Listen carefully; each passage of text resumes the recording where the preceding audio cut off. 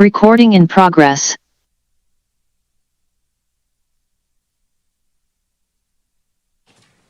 Good evening, ladies and gentlemen. We're having a special meeting tonight to review the city's emergency training and the opportunities that we have to ensure that we provide a safe community and responsive community should we be confronted with any type of disaster here in the Newark area. So I'll call the meeting to order and reflect that the entire city council is here, and I'll turn it over to our city manager for some opening comments. Yes, good evening, Your Honor, members of the council. In tonight's special meeting, the council will receive a presentation on best practices for communications during emergency operations, and we will pay particular attention to the council's role during those operations. We have two presenters this evening, including our Emergency Preparedness Coordinator, Mr. Richard Martinez, as well as our Communications and Public Engagement Manager, Ms. Colleen Latier. We'll start off tonight's presentation with Mr. Martinez. You have the floor, sir. Thank you, City Manager. Good evening, Honorable Mayor, Vice Mayor, City Council members. My name is Richard Martinez. I'm the Emergency Service Coordinator for the City of Newark. I'm also the Emergency Service Coordinator for the City of Union City. Tonight, myself and Ms. Latier will be speaking to you about the City Council's role during emergencies. Did something just happen? Presentation just went away. Sorry. There we go.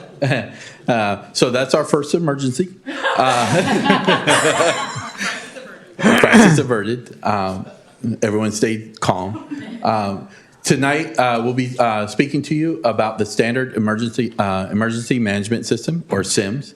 We'll also discuss the Incident Command System, which is ICS, our Emergency Operations Center, EOC, and the City Council's responsibilities before, during, and after an emergency. And then we'll talk a little bit about staff training. So to get started, we'll talk about the 5 levels of SIMS, or Standardized Emergency Management System. As you can see in this slide, all disasters start and end locally at the field level. We have our first responders, whether it's police or fire. If the incident becomes beyond what they are able to handle, they will contact the local government, and the local government will then activate an emergency operations center or an EOC. And then if we are not able to support that, we will then reach out to the operational area, which is actually the County Office of Emergency Services. We'll speak to them and we'll get information about coordination of resources to our members at the field.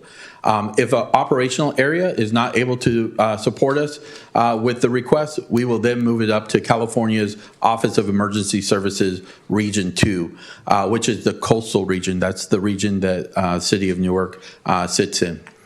If the region does not have the supplies or the resources that we're looking for, then it will be moved up to the state, and the state will then reach out to the other regions to see if we have those resources.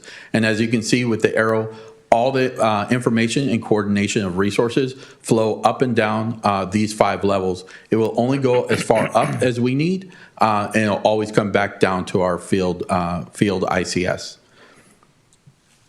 So within SIMS, there's the Incident Command System. This is made up of 5 different sections. The first is our management section, and that's generally the deciders. Those are going to be the people who, like our EOC director, David Orlinka, our city manager and our assistant city manager, they will be the ones who make the decision on what the plan is to respond to the disaster.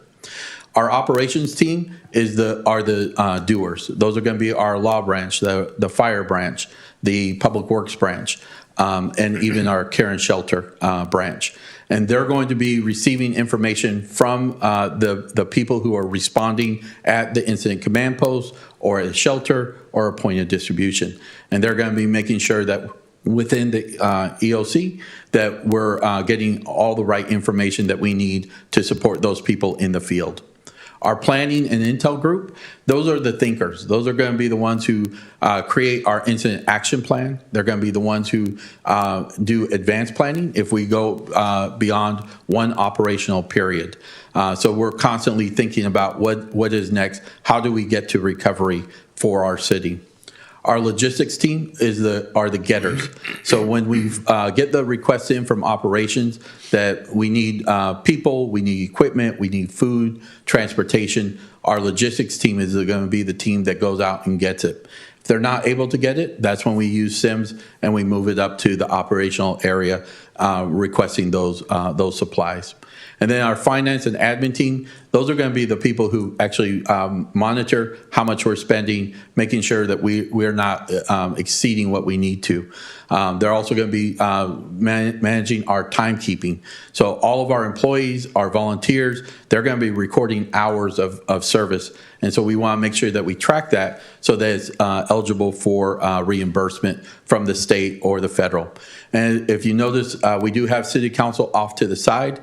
City council members will not be in the EOC. They're going to be put in a place that is nearby so that we can make sure that we provide briefings from our EOC director on a regular basis so that you are continually being briefed on what we're doing in response.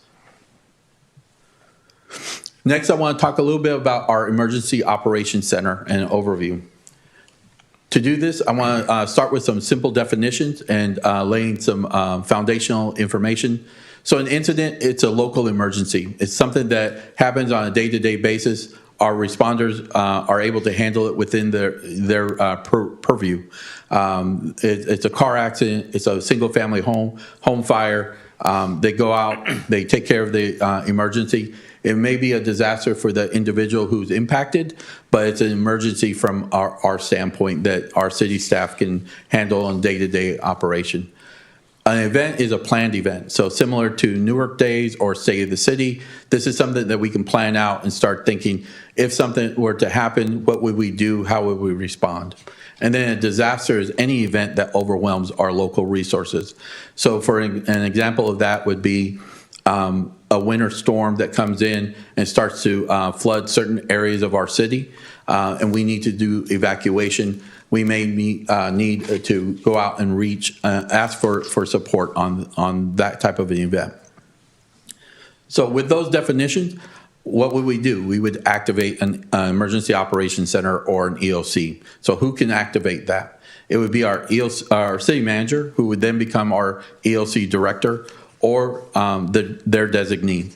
It could also be the police chief or their designee, or a senior law enforcement or emergency management official on duty.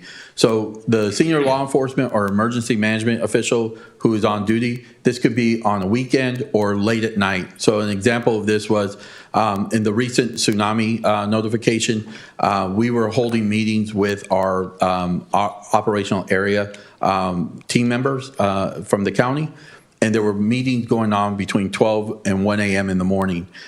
Had something been triggered that we were going to be impacted, then that would be something where I would reach out to our EOC director and let them know we need to activate our EOC and we need to start putting a plan together. We were fortunate we didn't have to do that, but that would be an example of when an emergency management official would be on duty and make that call. So you can also activate the EOC in 3 different levels. The first is a monitoring, level 3. This is basically, you see a winter storm coming and you know that there's going to be some heavy rains. So there may be a potential that there's going to be a need for our EOC to be activated. That's where our monitoring would come in. We would just continue to watch. And once we receive a note from PD, Public Works, or fire that, hey, we're going to get stretched beyond what we're capable of doing, that's where we would move to level 2, which is partial activation. We would have our EOC director activate the EOC. Our management team would be activated, our operations, and our logistics. Those would probably be the first 3 at level 2. And the reason we do that is because our resources are going to be needed and we're going to need to hear from the field. And that's where operation and logistics come in. And again, we would be setting up a space to contact the city council and make sure that we provide briefings on what is going on. within the EOC. And then level 1 is full activation. We would stand up all 5 of the sections, and we would activate as many positions within those sections that are necessary to ensure that our community is safe. Each of these levels can be activated virtually. We have a software program in partnership with the county. It's called VOCI, Virtual Emergency Operations Center Integration. It's a web-based program that we have licenses to go in and set up a room to run our EOC through that. So what is City Council's role during a disaster? First, remain informed. Engage through regular briefings from our EOC director and our PIO. They will continually provide updates on what is going on within the EOC, within the city, on what is happening. The City Council will also participate in meetings to ensure the continuity of government continues. This would you would be making policy decisions, but not operational ones.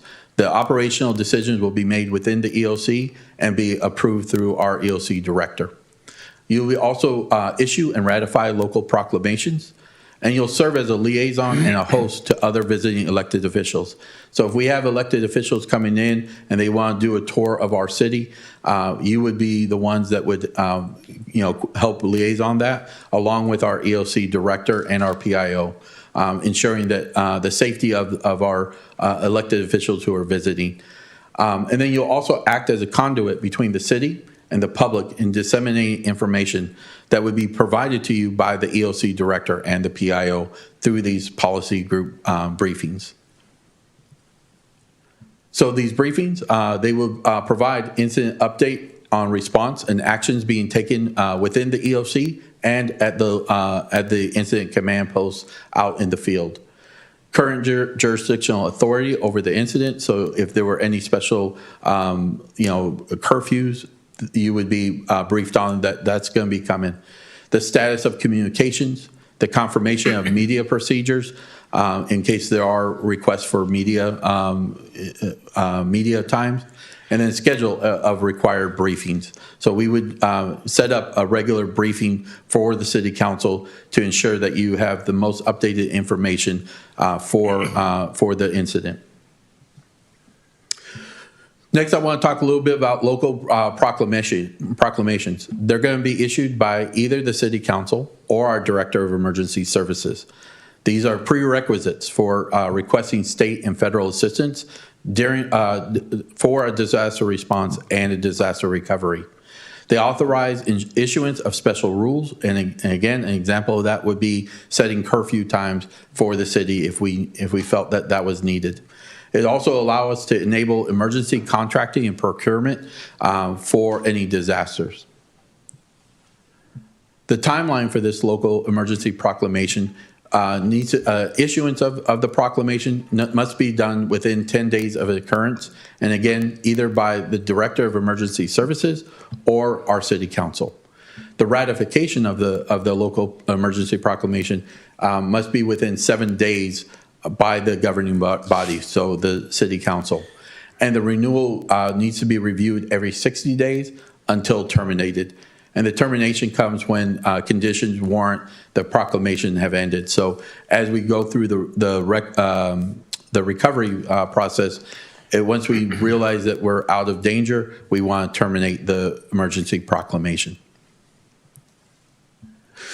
I want to also share some of the staff training that we're providing to all our employees so ensure that they are ready to respond for disaster, whether they're serving in an EOC, they're serving in a department operations center, a point of distribution, or a shelter. We are asking all employees to take the introduction to the incident command system, an introduction to the National Incident Management System, and we're also asking them to take the introduction to the standardized emergency management system as well. These are foundational trainings that all employees should take and need to take to understand what their role will be when they're a disaster service worker. For our supervisors, we also ask them to take basic incident command system for initial response, as well as the national response framework as an introduction. And then we also have some recommended trainings and that's the Incident Command System overview for senior officials. Back in 2023, we took this training in partnership with the City of Union City. We had city council members from both cities as well as executives teams. It was a very successful training and very valuable learning lessons learned. And then also the Incident Command System and Operations Center interface training. So in summary of the City Council's role, the Council's primary roles during a disaster are policymaker and liaison. City Council has an important role in helping instill confidence in the city's ability to respond and recover from a disaster. At this time, I'd like to turn the presentation over to our Communication and Public Engagement Manager, Ms. Latier. Good evening. Good evening. Good evening, Honorable Mayor and Council members. My name is Colleen Latier, and I am the Communications and Public Engagement Manager for the city. Tonight, I will be discussing City Council's role in communications during emergencies. This section shifts from emergency operations to how our elected leaders communicate during an incident. This will be a broad overview on how Council supports communication while staying aligned with the emergency management structure. Some of these points will be for roles during a regional emergency versus a localized event, but the protocols will remain the same. Emergencies are high visibility public moments where residents look to the city for timely information, transparency, and reassurance. The Council's role is to help ensure the community receives clear, unified, and trusted information, and that is a great responsibility. In an emergency, how we communicate is just as important as how we respond to that emergency. In the city of Newark, we operate under the principle of one city, one voice to ensure clarity. This approach aligns messaging so the public hears one clear message instead of potentially competing or unclear ones. Conflicting information during a crisis can create real harm and confusion. Residents should never have to determine which city source is correct.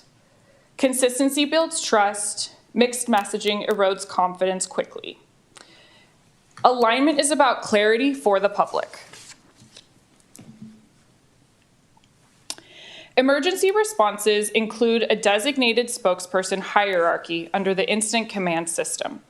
In the city of Newark, the designated spokesperson is the mayor. If the mayor is unavailable to comment, then it would fall to the city manager, who will also be serving as the EOC director or the assistant city manager. In both a regional and local emergency, the PIO, city manager, and incident command will prepare key message points for council to share with the community if you are contacted by them. Media inquiries should also be directed to the PIO and city manager so that they can work to schedule interviews with the appropriate individuals. Depending on the crisis, it also might be appropriate to hold a press briefing that the media is invited to, and that is where they will get their messaging from the designated spokesperson.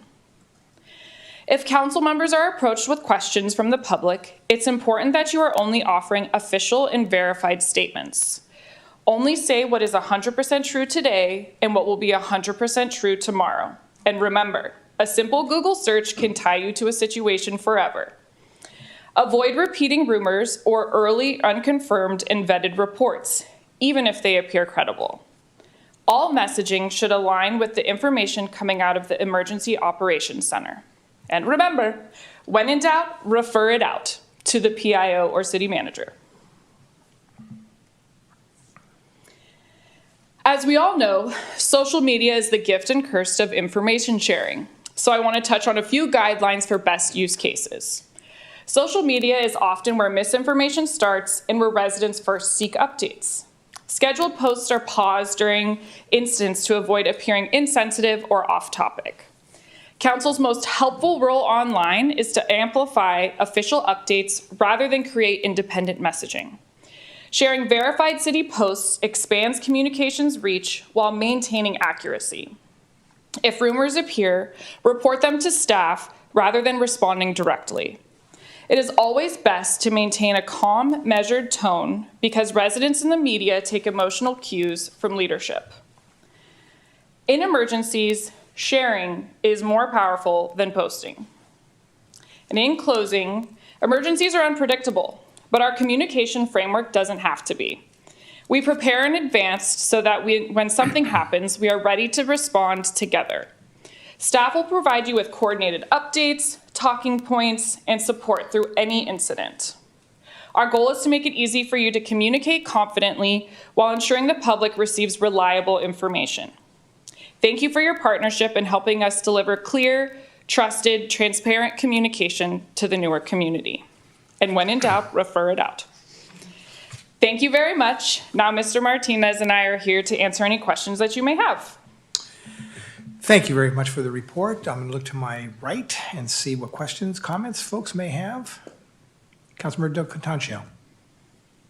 Yes, I do have a comment. I wanted to thank you very much for this information, especially because I'm sure that we are all just waiting for the next earthquake to happen, as well as we did get some tsunami warning last year as well. And so if anything does reach the scale that it is a large disaster, I appreciate that you're going to be here. And whenever I would be in doubt, I would refer that out. Thanks so much. Love it. Vice Mayor Jorgens.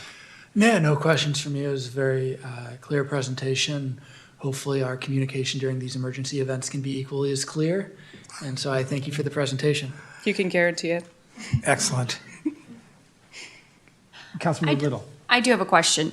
So I was wondering if our city is open to the idea, or do we already have it put into place, a citywide emergency group text? I know a lot of people do it like the Amber Alert and stuff like that. I feel that would be the absolute best way to communicate. If we could do some sort of like beep, type of everyone's phones go off type of thing. I think that would be really, really, I can do that again if you need to know that. I'm going to refer this to Mr. Martinez. Okay. Councilmember Little, appreciate that. Perfect sound. Thank you. Yeah. I've been practicing. We got it on tape, by the way. Oh, yeah. So we do have different communication tools at our availability through partnership with the county. We have WIA, which is Wireless Emergency Alert, that can be pushed out into our community if it's needed. And there's also iPause, and I always forget what the term is, but I believe it's a public alert and warning system. So we do have tools that we can, and we would also strongly encourage our residents to sign up for AC Alert and Nixle. And AC Alert, you can do it in English and Spanish. I'm not sure if there's additional languages that are available, but I do know AC Alert does offer English and Spanish. So we have different ways that we can communicate to our residents. Could we possibly put that on like our own page, but also then share it to the What's Happening in Newark page and stuff like that? I think it'd be really great. I know I would sign up immediately to have a text message sent out. So I think sharing that information now versus later would be best. Just real Yep. quick. So we do have AC Alert on our city webpage under emergency management page. We have a whole bunch of different resources that are available to our community members that shows how they could put a go bag together. They can sign up with a ready.gov and AC Alert is on there as well. So I'm sorry. No, you're good. And for the short link, that is newarkca.gov/emergency preparedness. But we put in an article in the Newark News that's going to be hitting mailboxes in a couple weeks that is encouraging people to sign up for both Nixle and AC Alert. So we are trying to do our best to get that information ahead of time so people can be updated and informed to receive the messages when an emergency occurs. I really do think text messaging is the way to go. It's the instant best way to do it. So I appreciate you guys being on top of that. But I still do think we should look at some of the community pages that we have and have them posted on there as well. Because not everyone, unfortunately, social media is the quickest, fastest way to get a hold of people. So thank you guys. That's actually a big one for me. Thank you. Just a quick follow-up on Councilmember Little's questions regarding AC Alert and Nixle. Do we have any idea what percentage of our residents currently have that available to them? Do we get any kind of a list that, you know, Thank you, of the Mayor. Newark households, X number of folks have signed up? Do we get- So I don't have that offhand, but Okay. I can get that number for you, Mayor. Okay. We have the AC alert system. I can get that for you. And again, just to follow up on that, I think that's fabulous. And I think as we continue to advertise and suggest folks sign up for these things, because you're never prepared for that disaster, the more folks that are signed up and on these different programs, the better. So let's kind of track that and see, hopefully, as we continue to do our marketing and telecommunication, more and more people will sign up because we emphasize the importance. Thank you. Absolutely. Thank you, Mayor. And I think it'd be great, even not just once, maybe monthly, and just put on your honey-do list for every month. Just, hey, don't forget, you can sign up. Hey, guess what? April showers come. Make sure to sign up in case we have massive. You have to keep staying on top of it. Yeah, and part of our CERT program, at any of the events, we always push Nixle and AC alert for our community. It's similar to the fire department annually reminding everybody to replace the batteries in their smoke detectors. I mean, that's kind of just common knowledge now that everybody knows that they need to do that. So maybe in the near future, we'll be in a position where people just understand I need to sign up for these things because I need to be aware so that my family's safe. Councilmember Grindal. Thank you. Also echo my fellow council members' comments about the excellent presentation and great timing. I only have one sort of question. Well, I have a comment. I'll do the comment first. Your social media rules are actually good for everyday things too. So I agree, yeah. so just wanted to highlight that. Yeah. It's a good approach. And now I noticed that if the mayor's not available, it goes to the city manager or assistant city manager. Why wouldn't it be to the vice mayor or another designated council member? Why would it jump to the staff level instead of staying at the? Because they're going to be busy actually managing the emergency. But I just wondered what the reasoning behind that was. I think our thought and rationale on that is that the mayor serves as the chair of the disaster council. If the council may recall, the disaster council meets twice per year. And that's largely led by city staff as well as in partnership with the various special agencies and other jurisdictions. And we receive regular reports from Mr. Martinez on the status of emergency preparedness preparation.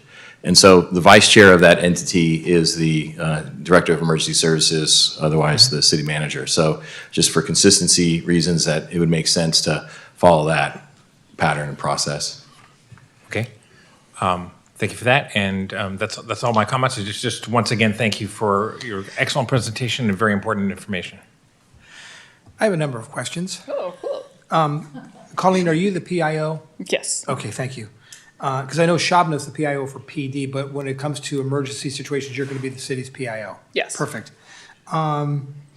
The reimbursement from the state is critical when there's an emergency. Do we wait for a state declaration of an emergency or federal government declaration before we can begin seeking reimbursement from FEMA?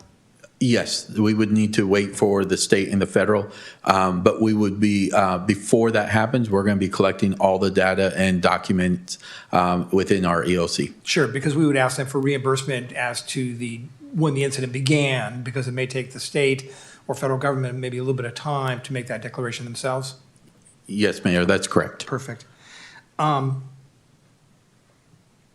And I think I heard you say that you will notify the council when we get to a level 2, if I recall correctly. So, Mayor, that would be our EOC director. Yes. Our city manager would be the one reaching out and informing you of the activation. And if we have to, and I can't recall what slide it was, if we have to ratify, the council has to ratify an emergency situation, and it may be a challenge to get the council together, could we do that virtually? Yes, consistent with state law, assuming that authorizes it, which I can't imagine it wouldn't. Yeah. But there's a 7-day. I'll take the nod from my city attorney to be a yes. Well, remember, this is a 7-day period. So Yes. in the circumstance where the Director of Emergency Services were to proclaim a local emergency, then the council would then have 7 days to ratify it. Does the city have an alternative location for pulling together the EOC should the city hall complex not be available? Okay. So currently, our EOC is at Station 28. Okay. If that was not available, we would be looking at partnering with PD and using their meeting room for backup for right now. We are looking at a different designation for our EOC, which would be the senior center. Okay. It provides a lot of good opportunities for us to activate a full-scale EOC. Yes, as Councilmember Del Catancio mentioned, when you get that earthquake, you're just not sure what city facilities are going to be available for pulling together the EOC. So the more locations we have and the more prepared we are for pulling the team together, the better we're going to be prepared. The one, not concern, when San Jose, and I was part of the EOC for San Jose, when we had the 89 earthquake, you can just imagine the thousands of phone calls we, the government, were receiving from concerned residents, and rightfully so. I don't recall if we had any kind of a messaging on our city's phone systems to advise folks. You know, we're certainly aware of the situation. We're deploying. Any thought on that issue in terms of a message when people will call in, assuming that they can make calls in? Go ahead.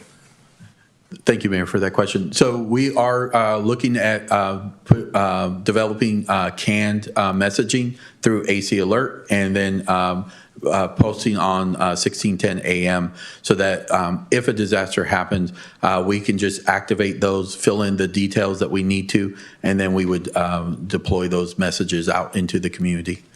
So. Mr. Benin, thank you very much, and Ms. Martinez, and thank you, Colleen, for the presentation.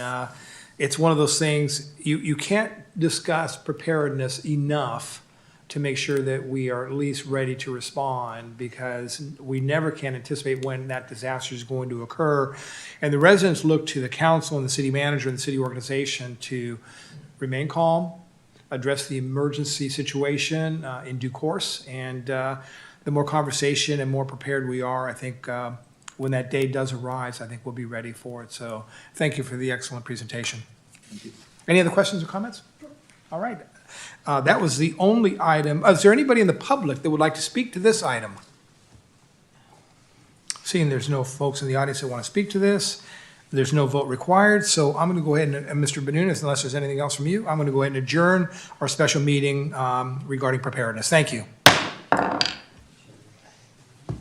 Recording.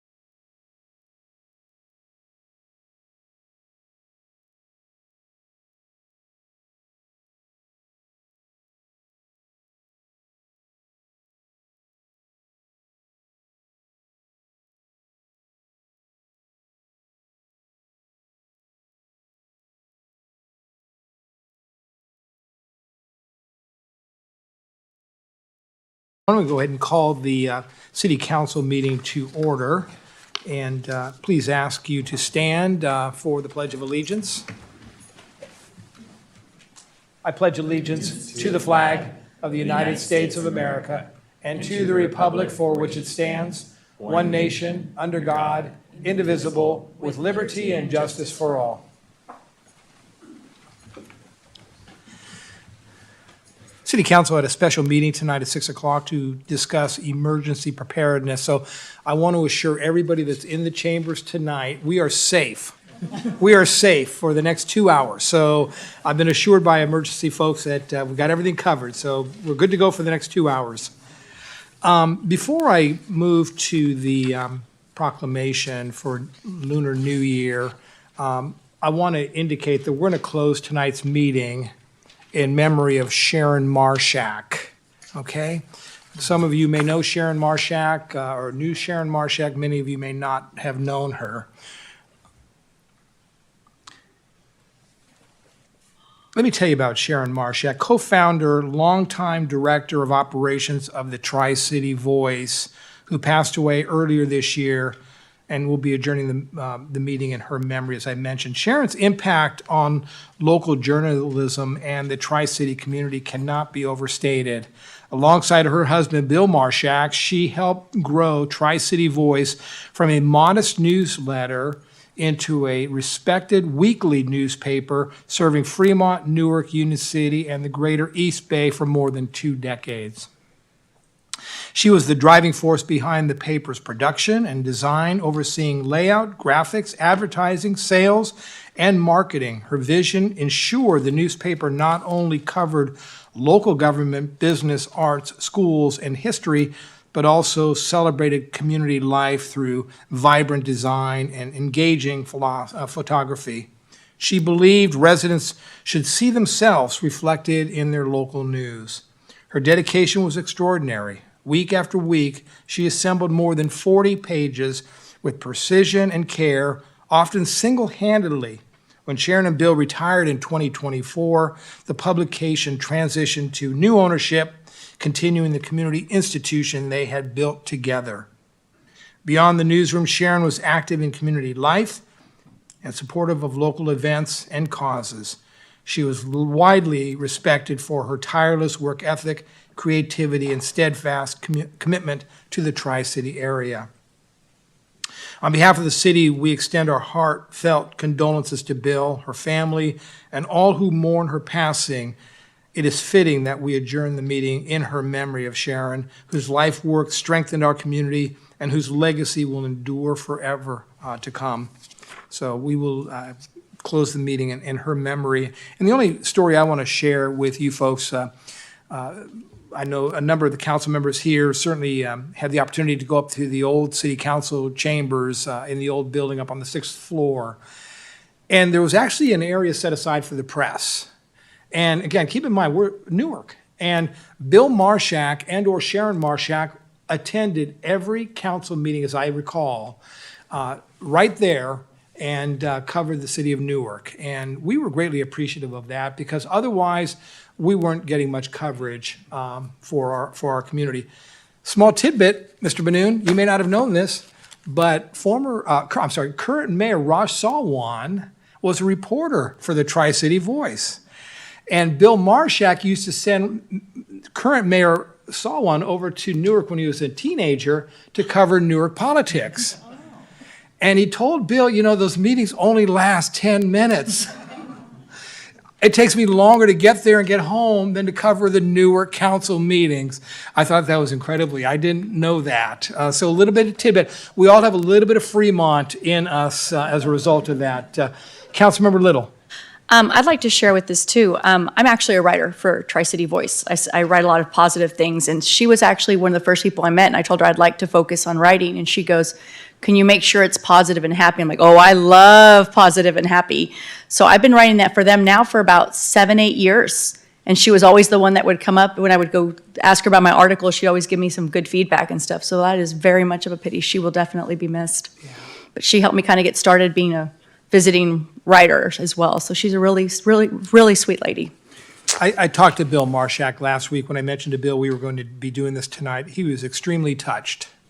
You know, he's moved out of the area, he's now up with family, and his health is questionable these days. He mentioned to me that he's starting to kind of lose his eyesight and things of that nature. But I could clearly hear in Bill's voice, he greatly misses Sharon. And he was touched that we, the city of Newark, were going to take the time to recognize her this evening. And it's, that's what we do at our council. We recognize those folks that made significant contributions to our community in a wide variety of areas. And certainly Sharon was one of those individuals. So we'll close the meeting tonight in her memory. So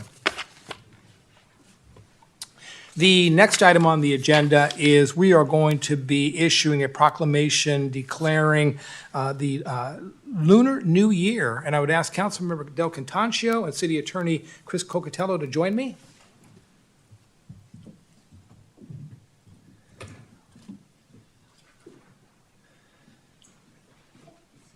And Mr. Wong?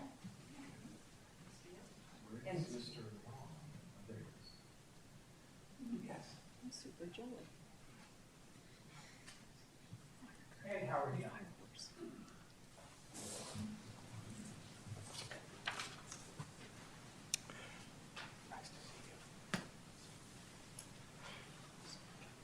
Councilmember Del Contancio was kind enough to provide me with some information about the Lunar New Year that I didn't realize. First of all, I am the year of the monkey. Now, keep your comments to yourself, okay? It's just the way that my birthday fell. By the way, our city manager is year of the monkey as well, right, Mr. City Manager? That's right. How about you, Assistant City Manager? Did we figure that one out? I have it. Okay. It is a 15-day celebration. In the United States, we've been celebrating it since the 1850s. In 2022, President Biden signed legislation for it to be federally observed. Not a holiday yet, but federally observed. The 2023, California made Lunar New Year a state holiday through Assembly Bill 2596.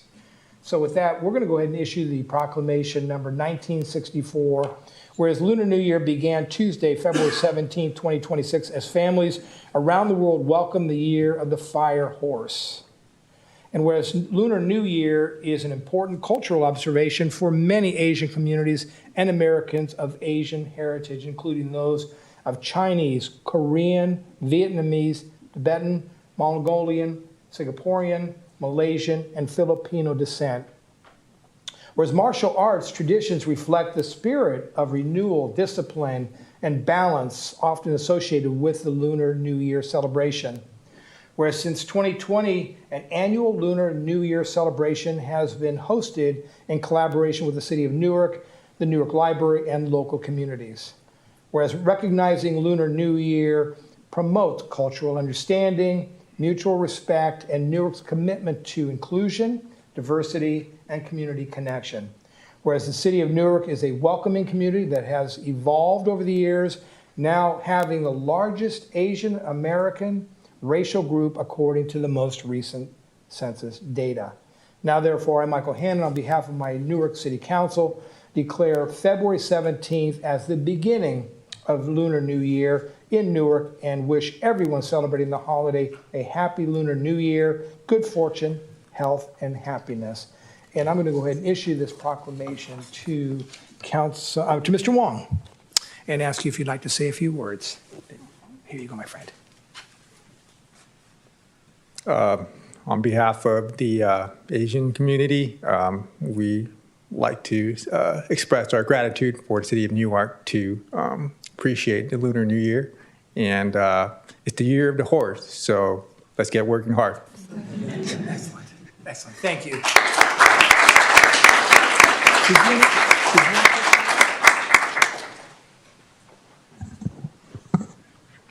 Good evening, everyone.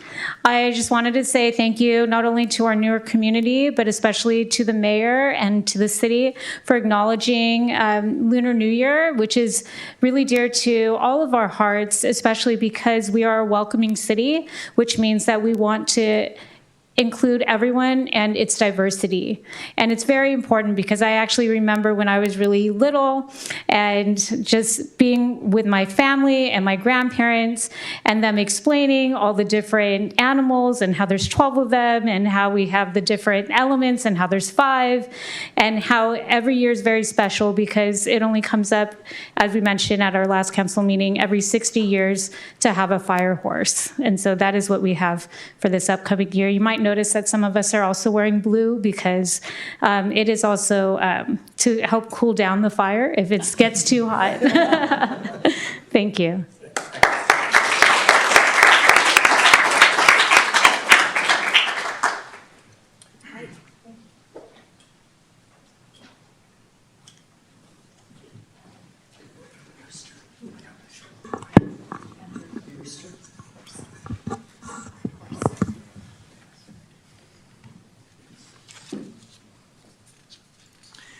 It's so important as a community that we continue to celebrate these different cultural events in our community because the city of Newark is comprised of so many different cultures, so many different ethnic groups that, as mentioned, we are a welcoming community, and it's really a great honor to recognize these various cultures because it really makes Newark the city that we are today. So thank you for that. The next item on our agenda is the Urban Land Institute Technical Assistance Panel presentation. Mr. Benoon? Yes, good evening, Your Honor, and members of the council. This is the much-awaited and exciting presentation from the Urban Land Institute regarding New Park Mall. Before I pass it over to the presenters this evening, I'd like to provide some brief background and context. The Urban Land Institute is a premier global nonprofit research and education organization dedicated to responsible land use and creating thriving, sustainable communities. ULI offers technical assistance panels, otherwise known as TAPs, to provide expert, multidisciplinary advice to local governments, public agencies, and nonprofit organizations facing complex land use and real estate issues. Last year, the city engaged with ULI to hold the TAP for the greater New Park Mall area and surrounding commercial corridor. The TAP is an intensive 2-day process. Yesterday was the first full day that included site tours and stakeholder meetings. Today, the panelists have been hard at work reviewing their findings and developing recommendations for tonight's presentation. Although their in-person presence is only 2 days, they've been diligently doing their homework well in advance, studying the comprehensive briefing materials and background book that was compiled by city staff and submitted to them last month. We were assigned an 8-member TAP panel consisting of experienced professionals in urban planning, economic development, real estate, architecture, and retail strategy.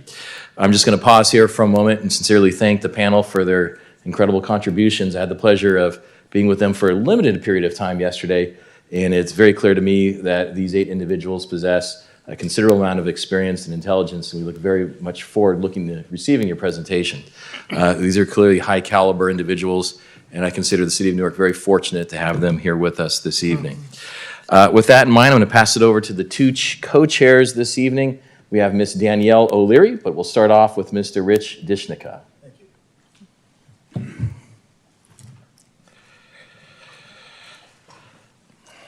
Mayor Hannon, members of the City Council, city staff, especially Stephen Turner and Angela Schway, who were instrumental in bringing this panel together, and members of the community, all of whom we listened to and observed. My name is Rick Dishnica, and I'm a co-chair of this panel with Danielle O'Leary. My expertise is in all facets of residential development and financing. I've also participated in over 20 ULI national panels, and I've chaired half of them, in addition to the various TAPs in the Bay Area. So as we look at the Urban Land Institute, and thank you, City Manager David, he gave you a good background, but I'd like to just reinforce that our mission is to shape the future of the built environment for transformative impact in communities. Our commitments are to connect, to inspire, and to lead. We were given the overview of the TAP panel and the TAP process, and I think that the one I'd like to highlight is over 40-plus TAPs have been conducted in the Bay Area by the San Francisco District Council since 2006. This is the panel. Each one of these individuals will get up and introduce themselves and tell you of their expertise. And with that, I would like to turn it over to Danielle. Mayor and council members, good evening. My name is Danielle O'Leary, and I'm the Vice President of Municipal Engagement and Economic Development for Prologis. I have also served as an economic development professional staff with cities throughout California over my 20-year career. I want to start by acknowledging city staff for their preparation, their openness over the past 2 days. The materials were thorough and the conversations were candid. The transparency allowed our panel to do great work carefully and efficiently. The city asked the panel to help with how to make the greater New Park more vibrant. Sorry. That is the slide reflected here. You wanted it revitalized not only economically, but as a place. The study area in the slide reflects this place. You've been clear that this is not simply about square footage. It's about identity and it's about vibrancy. It's about creating a destination and a community that feels like the heart of Newark. Listed on the slide are the main TAP scope elements. Rather than say each of them individually, I'll summarize the main intent. ULI's focus was to assess whether the specific plan still reflects the current realities and identify barriers that may be limiting progress. And underlying those questions is something deeper. How do we transform a site that was built as a single-use, enclosed retail center into a place where people simply want to be and spend time? That is the fundamental placemaking question. What we'd like to talk about a little bit before we dive into the panel's content is what we've learned. Before we walk through our conclusions, let me briefly share what we've observed over the past 2 days.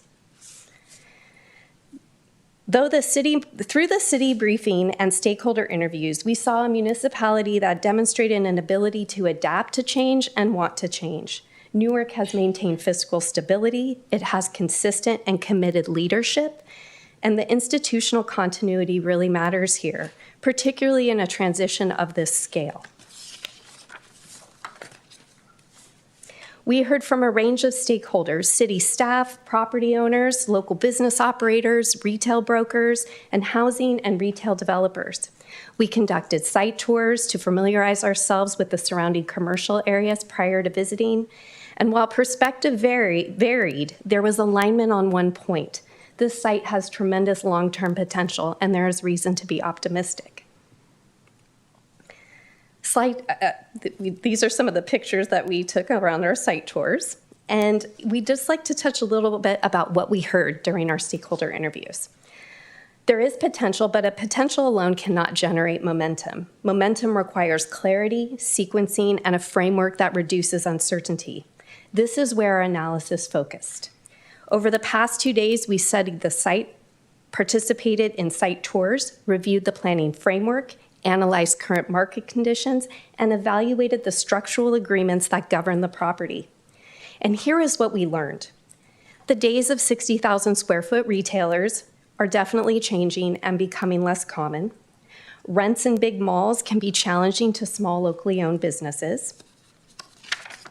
People are hungry for events and experience. This is a family-focused community, and they're looking for local options, craving local options to stay locally. The city is diverse and inclusive, and conversion to an outdoor mall might really be cost prohibitive, so we need to think creatively. Specific plan goals might be hard to achieve, and so some expectations may need to be adjusted. What's the right density and the blend of uses to support daily activities were some of the questions we pondered.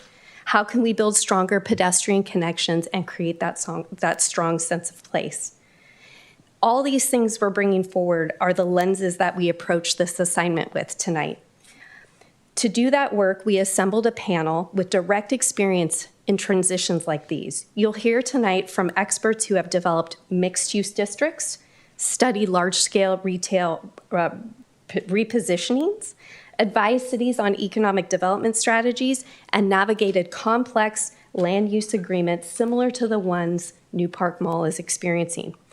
That experience shaped the clarity and the practicality of the recommendations you're going to hear tonight. Our focus was simple.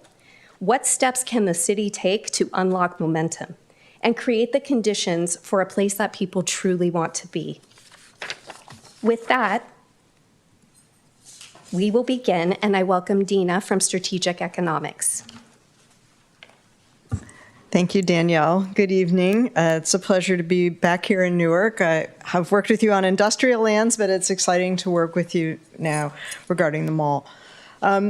So in terms of the market, I think that some of what I'm going to say is going to come as no surprise, but I feel like we have to say it anyway. The market trends have changed. We see that coming out of the Great Recession, this chart on the right shows employment in the San Francisco-Fremont metropolitan statistical area. And what you see is that coming out of the Great Recession, we zoomed up in terms of our employment. And we were going great guns, right? Everybody thought that it would go on forever, although you can see it starting to sort of go up and down a little bit. And in 2020, when we had the pandemic, everything changed. And I think we have to really acknowledge that reality because although the employment has come back up since the 2020 trough, it's still below where it was at the peak at 2019. It's way above where we were in 2009, but still something to be aware of. And the fact that it's not continuing to trend up, but is more or less flat, is something that we should also take into consideration. So what we have to also know is that since the pandemic, we've entered into a period of great economic uncertainty, right? We have inflation, we have tariffs, we have a lot of other situations that are going on that have really high interest rates. Some of my colleagues will speak to this in more detail. The Brookfield, the mall's owner, is also struggling with its own transition. It has a huge real estate portfolio and is trying to sort through what all they're going to do with all that real estate asset. So their role and their interest in this process has also changed since the pandemic. And then high-density housing was really the driving use in the specific plan, right? That was the assumption that it would be a mixed-use place with some retail, but really kind of that placemaking was really built in. And the assumption was that housing density would really drive a lot of the community benefit that you were looking to see. But the housing market is not what it was. And despite the fact that we've seen a lot of housing supply continue to be built in the South Bay in particular, those were all projects that were entitled, had their financing in place, and in most cases had their contracts locked in, so their construction costs were fixed. What we see, and most of that product has now been built out since the end of 2025, and the outlook for new housing construction in the Bay Area starting now in 2026 is that we're going to see very little production for a while. I did see that mortgage rates went down this morning. They were below 6% finally, but still, I think it's going to be a while. And again, my colleagues will talk about that more. So these conditions really indicate that the city really needs to rethink its approach to catalyzing the mall. And to start to talk about how and what we're going to do that, I'm going to turn it over to my colleague, Christine Furstenberg.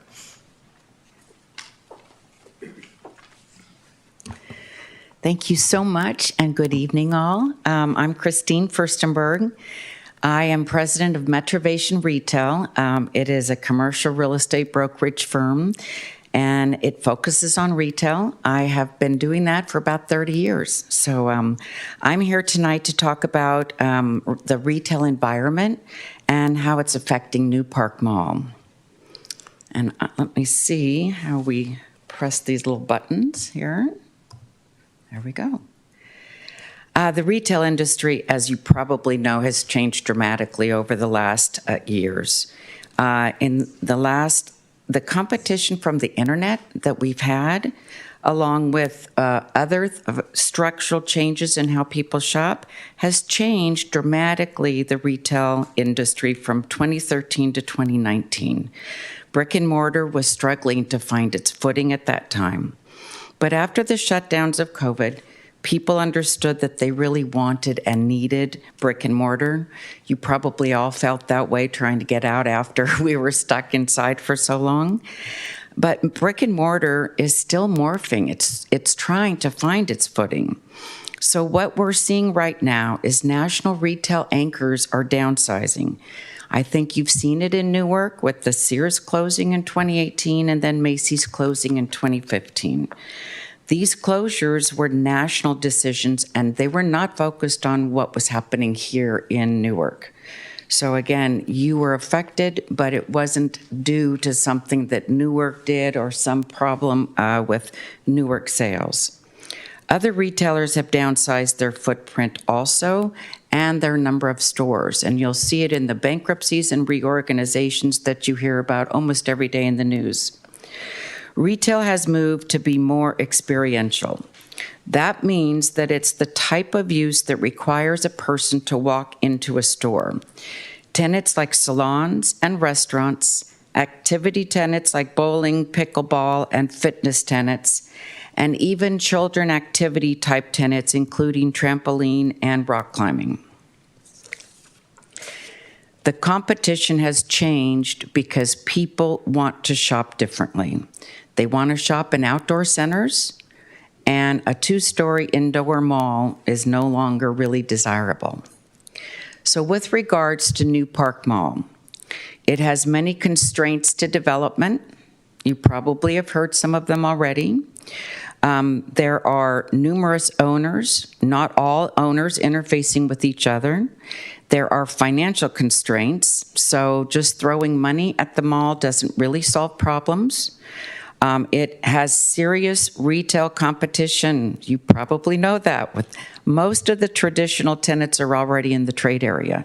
You've got Pacific Commons in Fremont, 10 minutes south, and you've got Union Landing and Union City, 10 minutes north.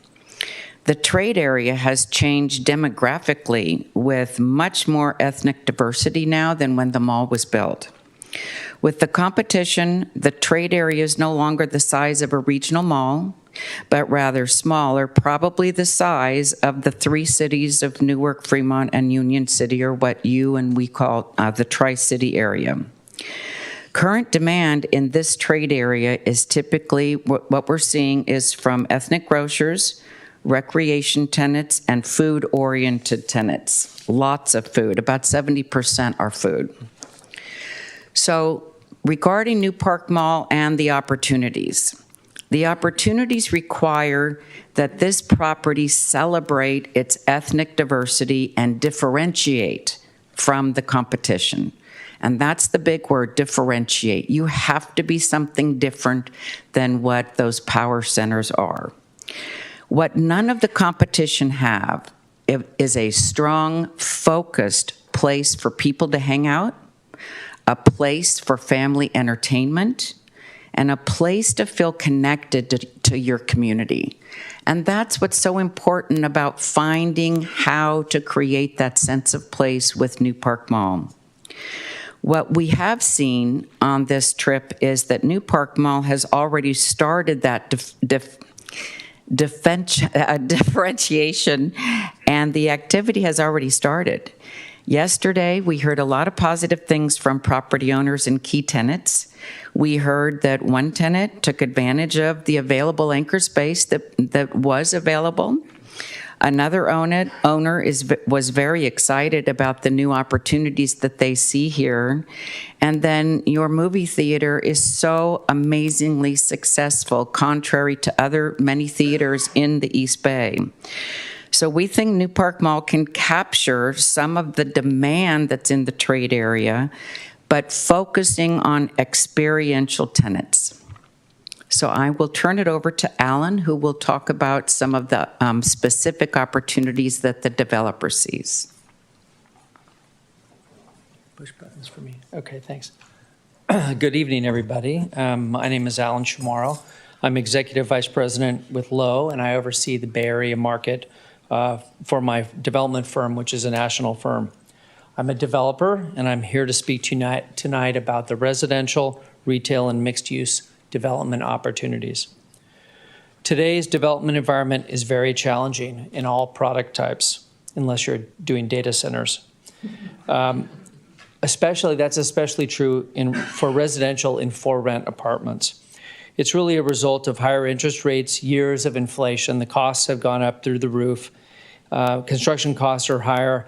And more importantly, the increased yield requirements from real estate investors. These are the investment groups that invest in our projects.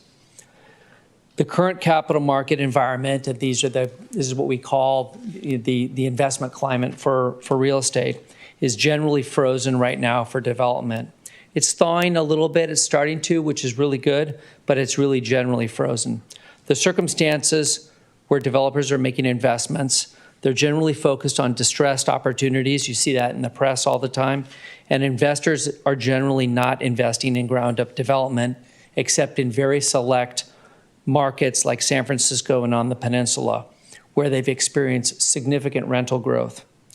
To translate this in markets like Newark, residential ground-up rental properties, and I mean with structured parking, not surface parking, will not happen until rents increase, which is just how the math works. Additional forces working against apartment development included high city fees, off-site requirements, affordable housing requirements, onerous design standards, and other community benefits.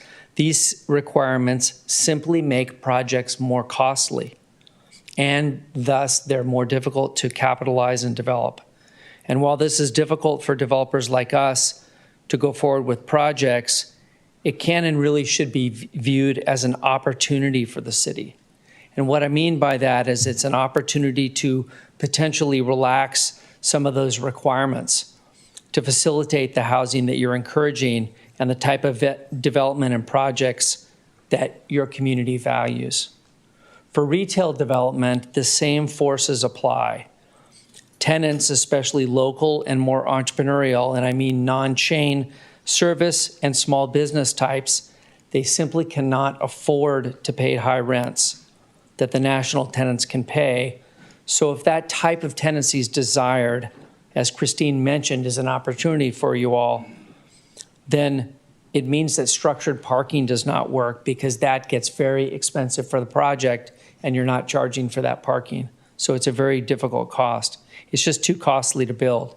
And the market reality is that this is in conflict with the more dense style development outlined in your specific plan, which relies on mall-style parking structures.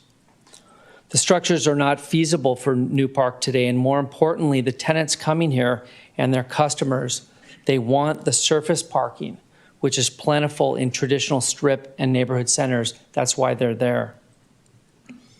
As an alternative, the city should view a project like New Park with its placemaking, community building, neighborhood serving feel, and the community focus that produces your community, to think about that as a community benefit. If this is what you want, then you as city leaders should consider making these investments in your community along with the development community. And we're talking about things like infrastructure. I don't mean pipes underground. I mean sidewalks. I mean parks, retail parking, lighting, signage, sidewalks, neighborhood connectivity. It's an opportunity for you to invest in the community in a different way. Rather than pushing this to the developer, which makes project less feasible, and it may be in conflict with what the community wants. The bottom line here is that if you want to create a special environment, it may require community investment as well. From the perspective of site planning, we believe that higher density housing, and what I mean by that again is housing with structured parking, is appropriate within the inner ring site. However, as previously mentioned, this type of development is still out without subsidy. We believe you should still plan for higher densities within the ring road. However, there could be opportunities for lower densities, and I mean townhomes, so non-structured parking, outside of the ring road. Inside the ring could also, or excuse me, outside the ring could also accommodate advanced manufacturing, office, and/or hotel uses. These uses are all symbiotic with retail services and mixed-use environments. So in summary, and before we show you a very rough, we did this in 2 days, high-level site plan from my experience and perspective as a residential and mixed-use developer, I'd like to share a little bit of a vision with you for the center that we believe is appropriate and would be successful at New Park. Your current framework and guiding principles are sound. However, the retail vision and constraints must adapt and be more accurately represent the community and the demographics within the Tri-City area. And as Christine mentioned, to differentiate the project, satisfy the voids and the opportunities that are there, and really capitalize on what is working, what's starting to work and is working. So from our perspective, this could be an ethnically based grocery store with a mix of local and hyper-local and national retailers. Local services for small businesses and entrepreneurs, which your local business community and the communities want, and they're actually supporting right now, which is really good. The plan should also have significant entertainment component built around the very successful movie theater and a differentiator from some of those other projects. Entertainment uses could include, for example, a small-scale music venue or a music hall, which could be a comedy club, hosting local events, plays, children's events, and dancing. Could have a banquet hall and experiential retail like bowling or bocce, a place for fun and family to serve the Tri-Cities' unmet entertainment needs and pull from a much bigger area. Finally, and very importantly, it should have an outdoor programmable and playful community area, an open space area to visit, sit, play, have a coffee or a tea for smaller frequent visits and everyday visits. This space could be programmed with community events, craft fairs, etc., and it might have a small stage and a play structure, something you're going to come to every day. The importance of the outdoor space can be a catalyst for the development, and especially as the project is phased. These projects they're rarely done all at once, and so they happen in pieces. And so that could be a really good community catalyst that you think about investing in, which could really spur some significant development. The importance of this cannot be understated. The space should be central to the smaller community and food-driven retailers, and should be located in an area which can flex into a larger venue for bigger community events. We heard that in the community from some of the stakeholders. This vision is consistent with your stated vision and provides an opportunity for this much needed and differentiated placemaking. We heard that very loud and clear in our stakeholder meetings. Residential development, as the market allows it, will only add to the vibrancy of these types of mixed-use developments. And with that, I'm going to pass it over to our architect, Jan Taylor. Thank you, Alan. My name is Jan Taylor. I am a principal at Field Paley Architects. We're a Bay Area firm that's been designing and planning mall and retail projects for about 40 years, even though I've only been there 32. So what could we do here at New Park Mall? I do think there is a great opportunity to create a wonderful gathering place for the Tri-City area, a wonderful destination, a place that can actually be activated by events even before it gets activated by new tenants. These could be events organized around food, around dance, around music, around cultural festivals, Lunar New Year, for example. And this could be done in a number of ways, and the bubble diagram that you're seeing on your screen is just one of a number of possible solutions. So just to orient folks for a second, and I don't know if you can see my mouse because I don't see it on the screen. So we've got the freeway running along the top of the page, and then just below that there's the AMC movie theater in the kind of the baby blue, the parking garage. Costco is in orange. The Macy's box is in pink, facing towards the bottom of the page. On the left-hand side in yellow you can just see the Sears box. Then down at the bottom of the page is the Shirley Sisk Grove. And so one approach would be to take what we think are actually very successful active spaces and see if there's a way of connecting them together and using that connection to create the community area that Alan was talking about. So the cinema as very active, and then the restaurants at the entrance to the mall. A lot of care has been paid to that area, and then the Grove, which features a lot of musical events. Perhaps that could be improved. Maybe more of a permanent sort of musical stage could be there, and then you could create this event space and actually line it with retail uses that could be permanent or could be temporary. They could be pop-up kiosks, they could be food carts, but the key is you want to be able to create it, not with the hundreds of thousands of square foot of retail that formerly was in the mall, but with a more limited, focused amount of retail. This plan has about 60,000 square feet of retail, which is very manageable, we think, in the current retail climate. And you're surrounding the space with restaurants, with activity. You have to pay attention to lighting, to seating, to landscaping. If you have restaurants, you want to create shaded outdoor patios. You're trying to create a place that can really work both as somewhere you want to take a date to on a romantic evening, or it's a place where you take the whole family on a Sunday afternoon. But this Tri-City destination, we want it to engage the Newark community, not just as customers, but also as potential retailers and business owners. Wouldn't it be great if the mall could provide places for local businesses to set up shop, for instance, on the second floor? I mean, could it help incubate local businesses by providing very affordable starter space, whether that's office or whether that's education or whether that's food? But above all, I think we need to be flexible. We just don't know enough about market conditions right now and how those will evolve to be able to dictate specifically how the whole site will lay out. Nor do we know whether this might involve demolition, partial demolition, or maybe we can rehab and actually have a minimal amount of impact on the existing bones of the building.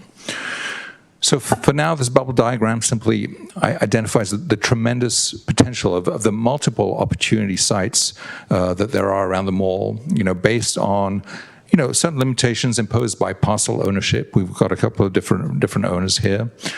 Uses themselves should not necessarily be constrained, since a number of uses could make sense. They could be residential, office, even manufacturing. For instance, a number of office-related or educational uses could work well on the mall's second floor, utilizing the existing parking structure, or maybe that's where you convert some of the space and create the comedy club that Alan had mentioned.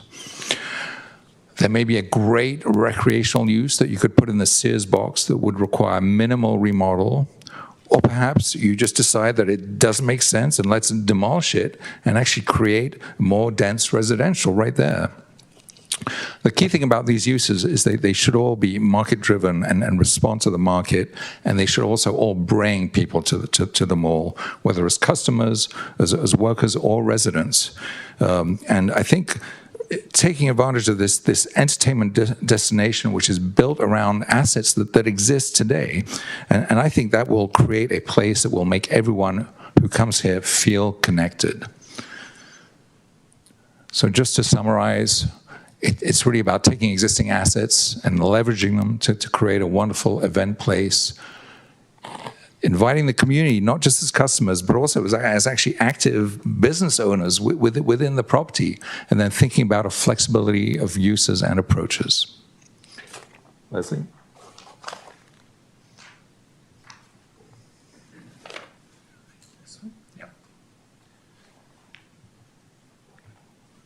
Excuse me.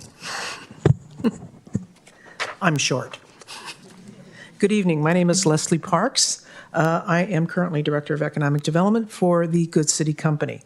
My presentation tonight focuses on non-technical findings and recommendations. First, I'd like to establish some credibility. I am a veteran of regulation process wars. I have walked in your shoes. I have worked for more than 12 cities, and I have more than 35 years of experience in economic development. I started my career when I was 12. I have served as a department head for 3 cities. I've served as a planning commissioner, and I've also served as staff for 5 cities. I've authored or managed umpteen economic development, workforce-specific, and retail plans, many of which never got implemented. I've played a role in the entitlement process for major retail centers such as Santana Row and Valley Fair. The mall is really an exciting opportunity to build community and honor the city's vision, but there are challenges. The old approach we have used, driven by process and regulation, doesn't align with today's market forces. But we saw close alignment in Newark between staff and city council, a strong advantage for change. Using the collective we for elected officials, staff, administration, and community, it is important to consider a different approach that incorporates the following guiding principles. Be flexible. Think out of the box. Be open-minded. Lead. Take some risk and be bold. For the short term, there are also actions outside of the plan and process that can create some positive success and demonstrate that the city is taking the initiative to change the center's image and direction. Many of them were mentioned by my colleagues. They include pop-up retail activities and entertainment events on site, ideally with the assistance of the city's Chamber of Commerce or other partner organizations. Basic park and public access improvements should be implemented. Lighting, sidewalks, crosswalk would go a long way. I walked from Homewood Suites the other night to Jack's, and I can tell you that those improvements would have made the experience a lot less scary. Realistically, the city will take some hits and criticism, and there will be more work for staff. But a new approach and initiatives will also generate excitement and start a path to rebuilding a real community place in a tired mall. Thank you. Cecily?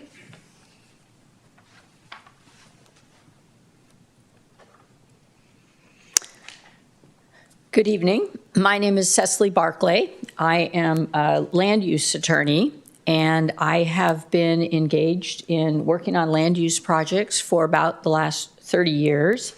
And I work out of San Francisco. That's where my law office is. It's a big firm, Perkins Coie. It's actually international. But I work here, and I don't just work in San Francisco. I work all over the Bay Area. I was born and raised here. And I even do projects as far north as Humboldt and down to San Diego. Much of my work has revolved around reuse and rehabilitation, and particularly malls. So many years working on military base reuse and turning those into vibrant communities. And in the last decade, working on the Broadway Plaza Mall down in Walnut Creek, the Corte Madera Village up in Corte Madera, Great Mall not too far from here, Stone Ridge Mall in Pleasanton, the list goes on. And the reason I want to share this with you is because a minute ago, Leslie said you're going to need to be bold. And I'm going to talk to you about how to be bold. And I wanted to give you a little bit of my experience in this transformation process and in writing the land use regulations that enable it.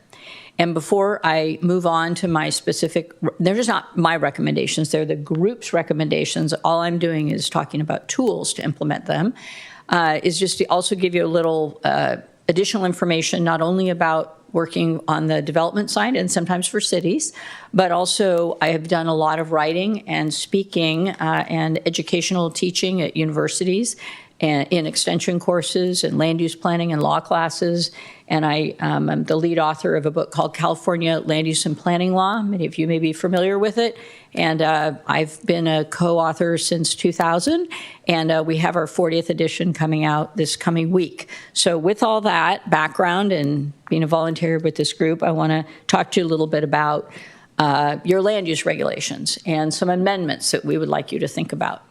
And we think that these amendments can be a way for you to implement what I think is a vision you've always had for a successful mall as a community place, but it will be different than what was in the specific plan. And I'm going to talk to you a little bit about how.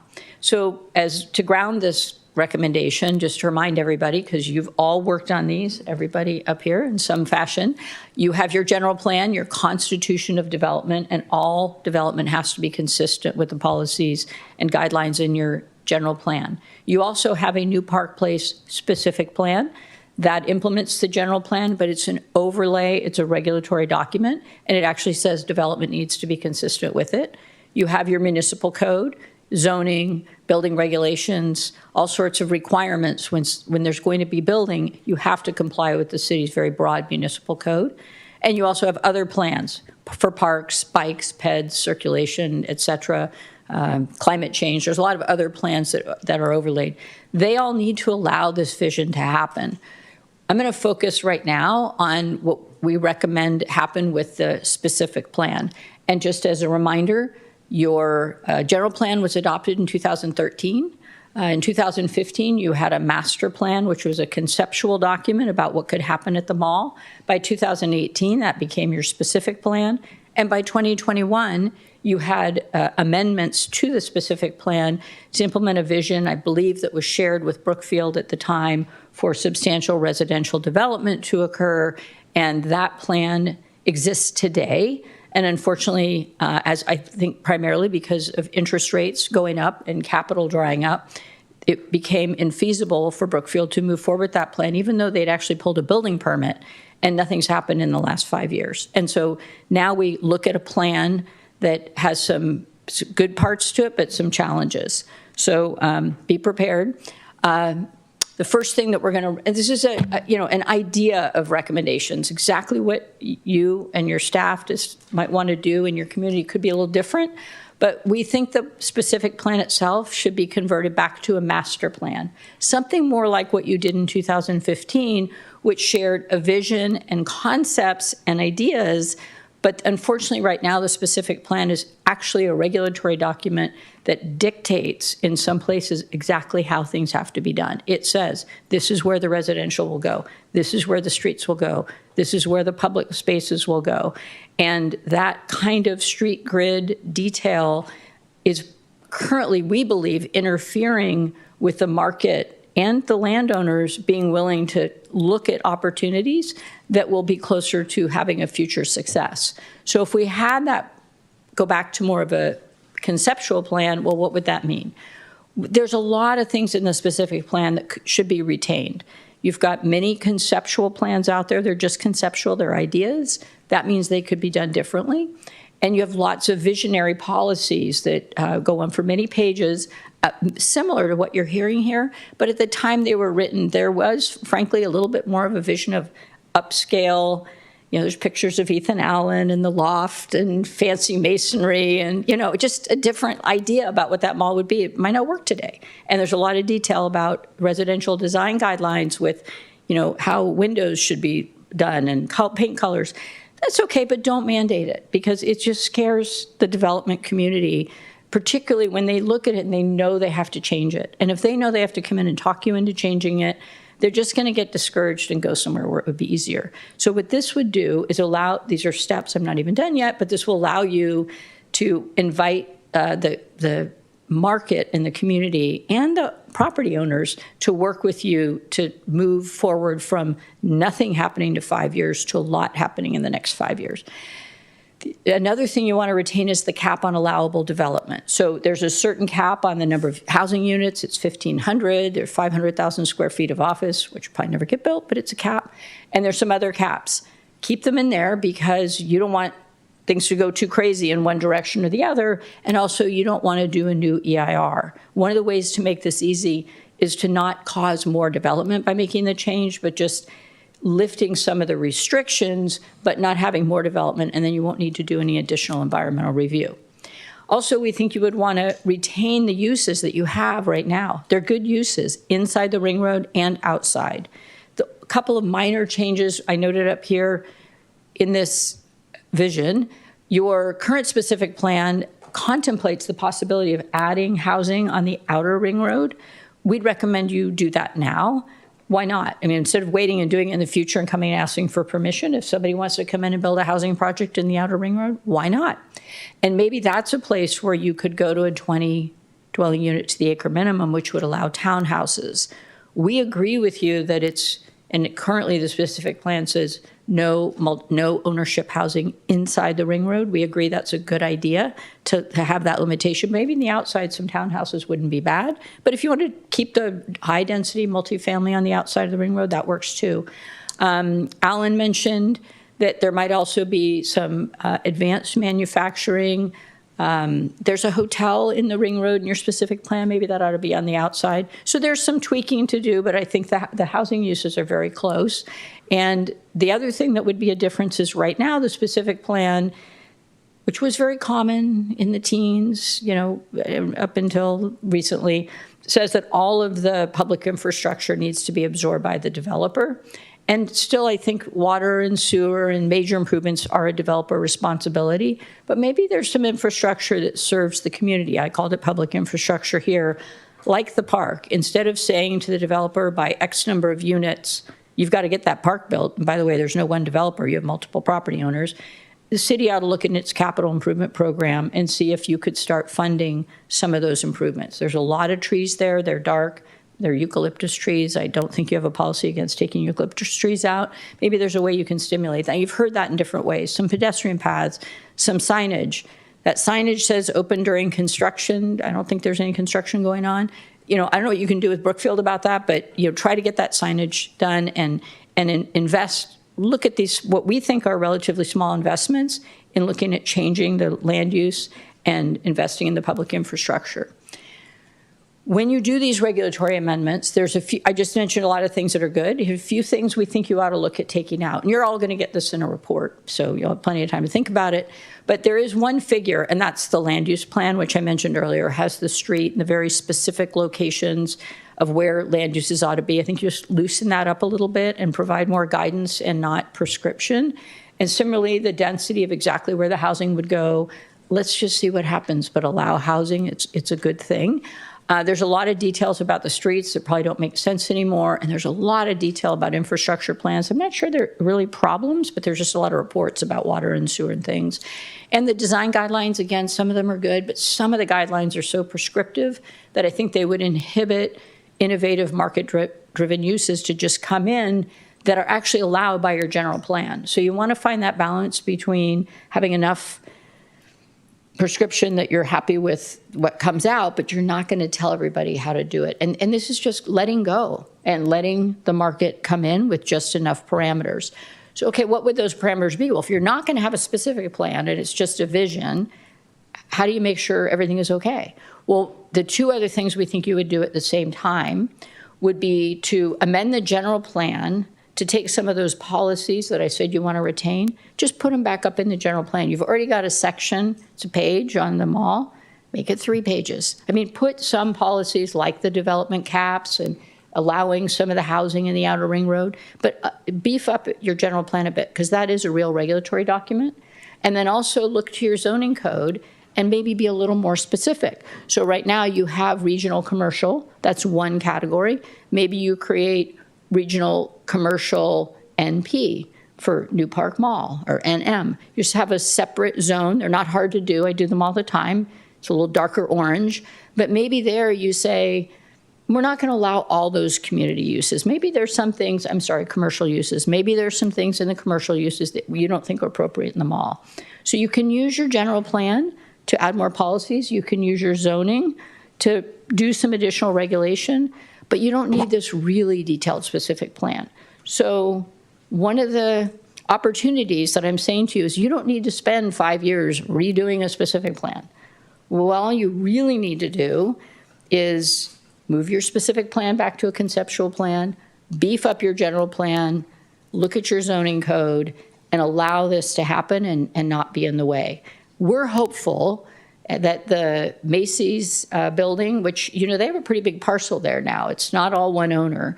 But whatever uses can occur in that, if in fact that new owner brings some tenants forward, plus what's happening with AMC, plus what's happening with Costco, plus you have very active Fitness 21, plus you have an active Jack's.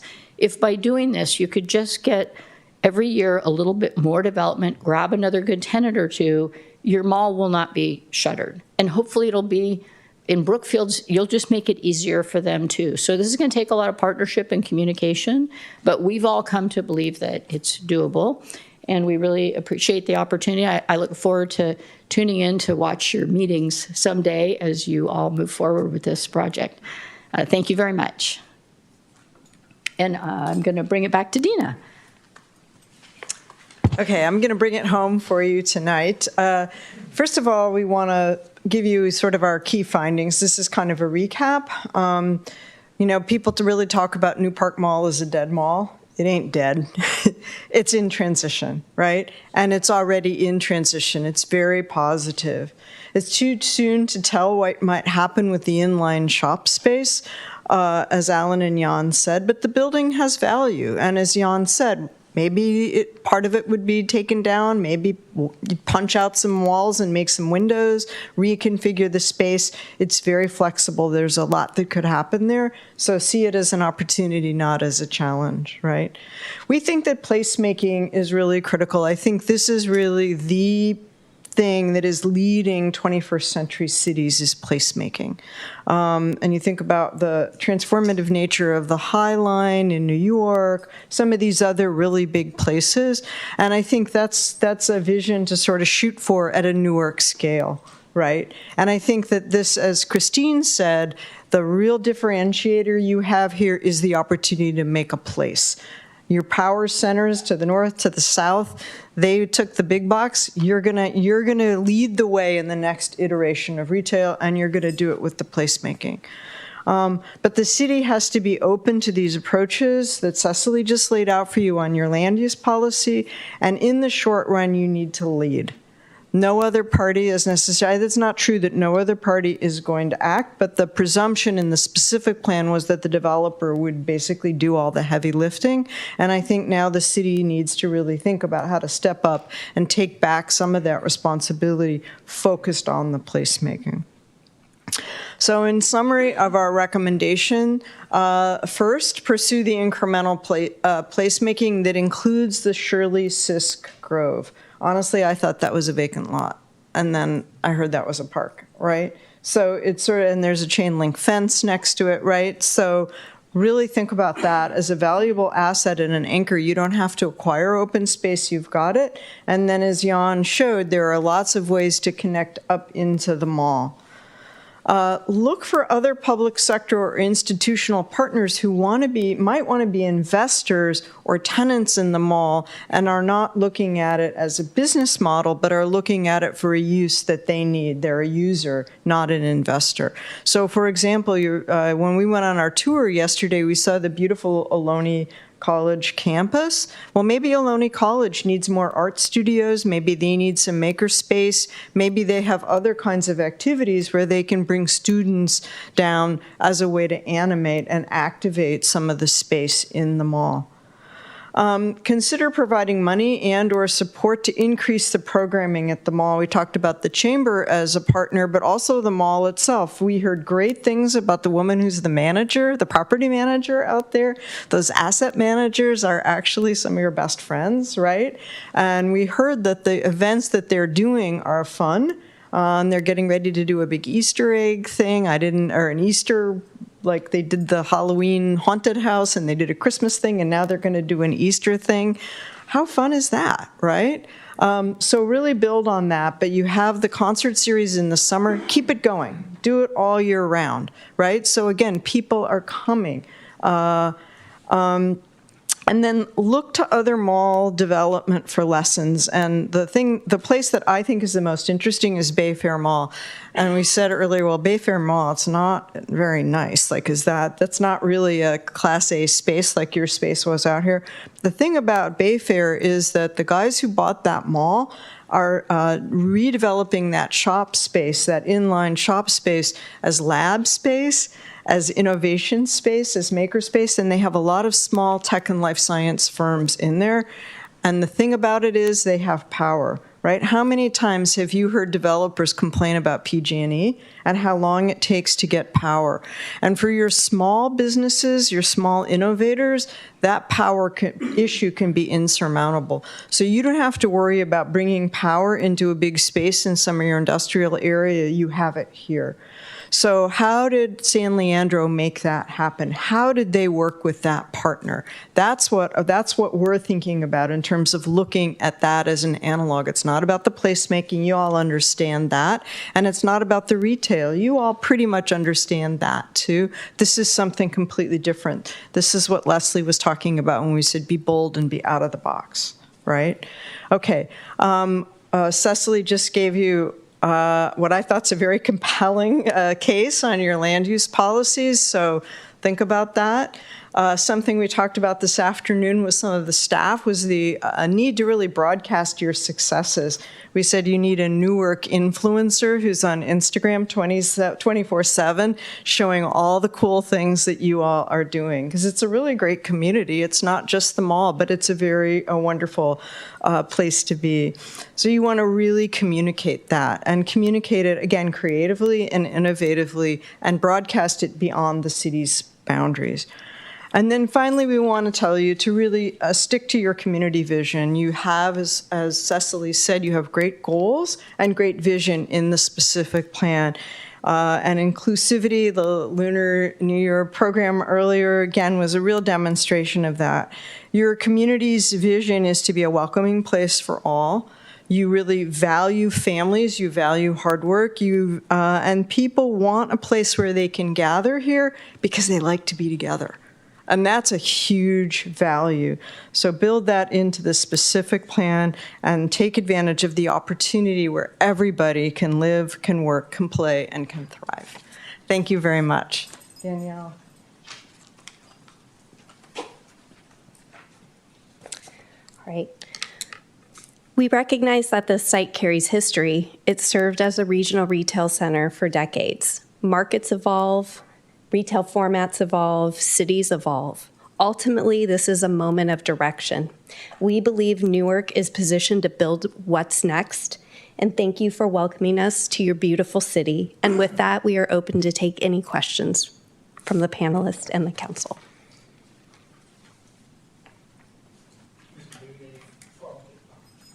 Before I turn to my colleagues for questions and comments, because I know that there'll be quite a number of them, I want to make sure I say from the onset, real big thanks, Mr. Benoon, to the city staff for pulling the TAP together to identify a real need in our community, one that we've heard from our residents, one that this council has been concerned about now for quite a number of years. So to have the initiative to pull, what I described yesterday, folks, was I'm a minor league baseball manager, and I'm trying to run a baseball team, and I have no idea what I'm doing. So I pulled in all these Hall of Famers who have significant experience. I'm not talking a year or two, I'm talking 20 to 30 years of experience dealing with these issues from a variety of professions. And so we pulled this Hall of Fame team together, and they've done nothing but to really cement that the direction that we are moving as a city to try to unlock kind of the situation at New Park Mall. I think we're really moving in the positive direction.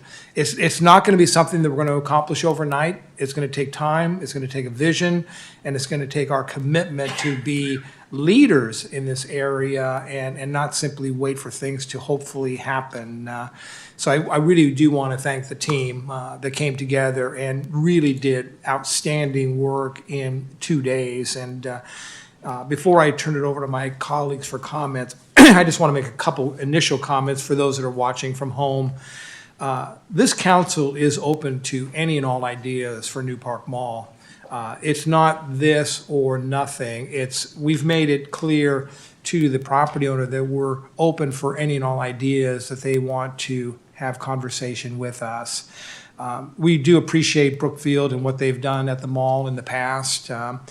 I know that they are, as mentioning, they got kind of a lot of things, in the pipeline that they're trying to navigate through.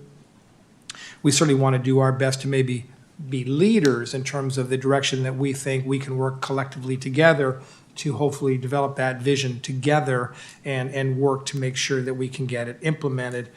A couple of just clarifying questions for those listening. You mentioned that there's a number of property owners out there. So I know we have the Costco owner, we have certainly the AMC owner, I would imagine. I mean, what different ownerships are we talking about out there, Mr. Benoon? I just want to make sure we have a full understanding on that situation.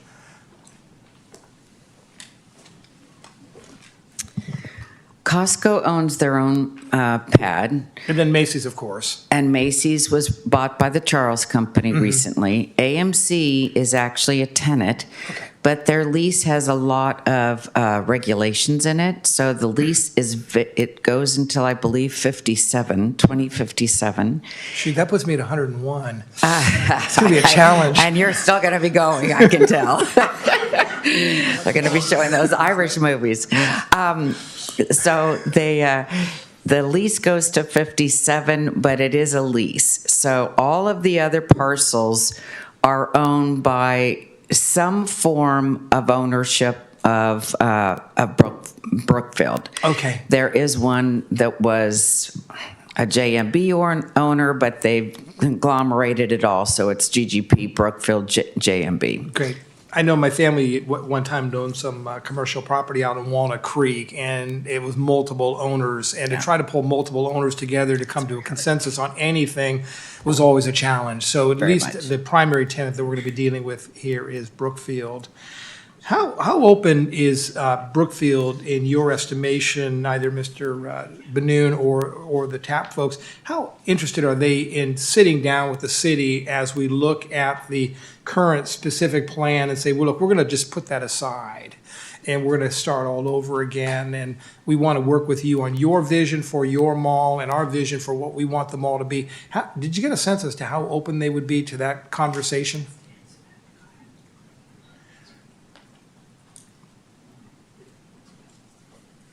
The best way I can say it is they probably are in more transition than you are. I don't know that they can answer that question today. I think that what I've observed in the generality of what's going on in the real estate markets and institutional holders is until they figure out the direction, until they understand in a portfolio what the best mix is for them, they probably are going to be just sitting there watching the action.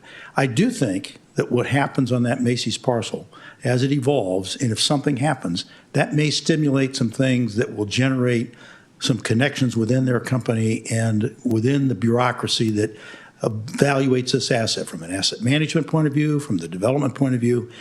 There's an opportunity, and I suspect probably in the next several months, might be worthwhile reaching back out and doing an inquiry. And we'd certainly be happy to try to make introductions where we might have some connections that you don't have. Great, and as I heard the conversation, there's certainly some things we can do in the interim in terms of re-examining the plan that we had, go back to the master plan and do some of those things incrementally that hopefully demonstrates to them that we're flexible on this side to certainly entertain a multitude of uses out there at that location. So we have some work that we can certainly do in the meantime, and maybe we can begin working on some of those ideas as we kind of think this through. So let me turn it over to my colleagues. I'm going to start to my left and see comments, questions. Feel free to have at it. Councilmember Little? Thank you so much. First of all, freaking fantastic. This is so freaking cool. I can't keep it together. I feel like a little wiener dog right now trying to hold it together. Thank you so much. This is so freaking exciting. I have been waiting there for this a long time, and this is just a really big deal. I do want to say on record, one of the biggest things I think that could really just ignite this on fire is a bowling alley.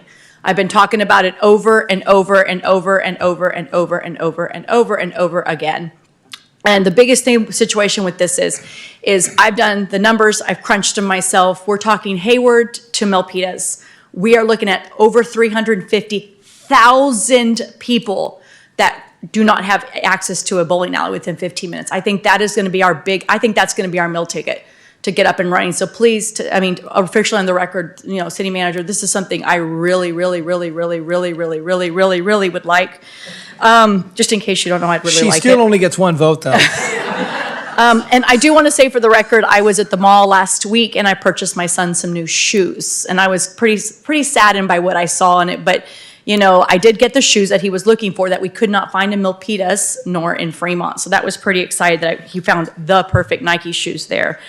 Another idea I think that would be fun that I think is really popular and treadful right now is I think we should be considering doing once a month a food truck get together, a food truck festival where everyone, that's the super hot popular thing right now. So I think that would be another idea of an event that we could easily put together.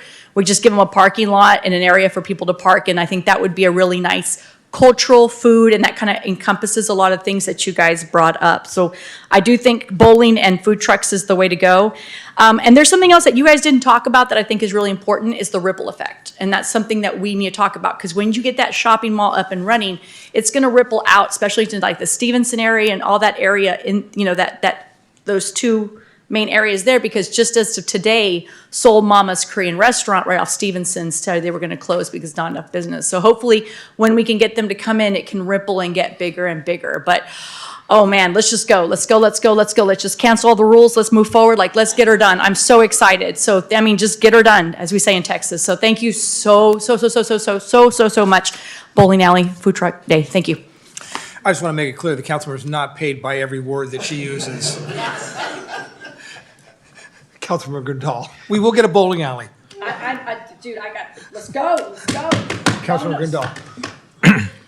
I'd like to echo my colleague's excitement about the efforts you're putting into this process and the ideas you're bringing forward. I do have a couple of comments and questions. Some of them a little bit critical, but so first of all,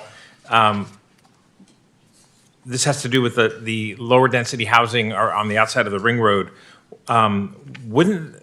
What I've seen is in other places where this happens, the lower density housing has two effects. One, it acts sort of as a damper in terms of the energy of an area. In addition, the residents of that area become NIMBYs, that object to the very things that we want to do to activate things. So for example, in the Great Mall, in the Great Mall in Milpitas, they built townhomes supposed to be creating activity back and forth. In fact, they ended up fencing it off. There's a 8-foot tall fence, so you can't even get from that townhome area into the mall. Now, that mall's fairly successful. I'm willing to make that trade-off if we can get the Great Mall. I want to be clear about that. If they're willing to do another Great Mall here, then all bets are off. But so I guess my question is why wouldn't that act as a damper on what we're trying to do? And why would the city want to do it? Why would it? We have lots of places in town where we have built and can build lower density housing. Why would the city want to?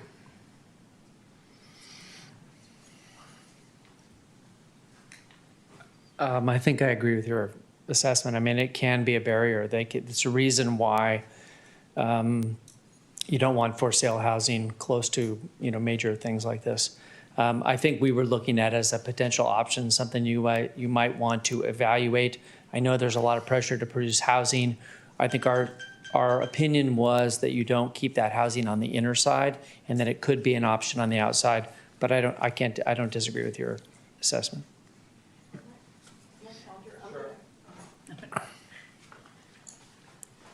I'm going to counter or suggest what another way to think about it is, and I can't speak to Milpitas, I haven't been there, but I've seen a lot of master plan communities where the theory is that you build from the edge to the center. So you start with your low value areas and you design them, you set design guidelines, whatever. But what you're doing is signaling to the market that there's transformation going on here. You start to bring population into the area. I think the placemaking is also really important because you want the streets and you want the other kind of activity there.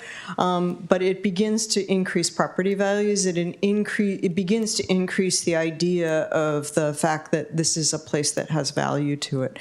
So that's just a counter argument. I think it's one of these situations where both things can be true, but I just wanted you to have the kind of other side of the kind of way of thinking about it. And I have seen this work successfully in a lot of places, again, where you move from the edge to the center, where you're ultimately your highest value, where you're going to rely on the highest rents to produce the highest density product.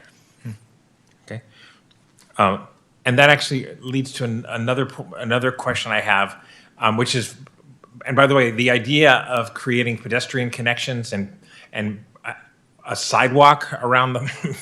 I mean, what a revolutionary idea to have a sidewalk near Shirley Sis Grove. I'm strongly in favor of doing that. It makes it more adaptable, usable, and it's already a fantastic community resource in terms of having concerts there. So utilizing it more and having better infrastructure around it, I think is great. When it comes to connections, though, what I'm concerned about is without a land use plan that sort of dictates where things go, how do we know where to build the sidewalks? Because we could end up building a sidewalk across the parking field for that Asian market that you guys were talking about. How do we know where to place those investments? Because we're in a good fiscal situation, but we're not in a good enough fiscal situation to be throwing money away. So we don't want to be putting in a sidewalk and then tearing it out. That's bad news. So how do we know where to put these improvements? Because being able to walk as a pedestrian from Cedar to the mall without walking in the street would be really great. But where do we put it? How do we make that happen?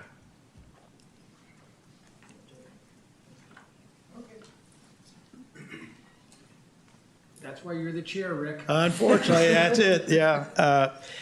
First of all, there's no easy answer to any of these questions. And I appreciate you don't want to put money in a place where you're going to end up having to change it down the road.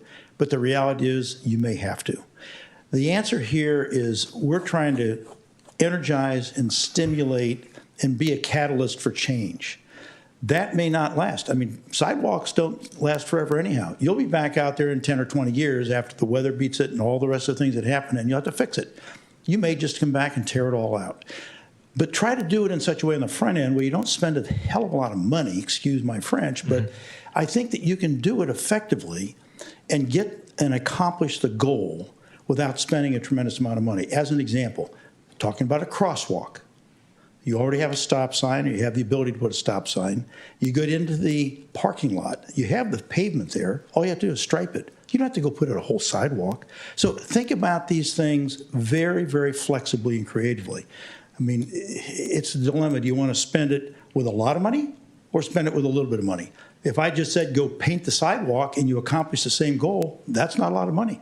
So I just think if you think it through and you ask a few people in the city, ask your public works department, city manager can work through all those things, you might be pleasantly surprised. The problem is we get blocked with a thought process without really digging into it. As a developer, I grind into every little single detail, try to find out where I can save the money, and sometimes it's easier than I think.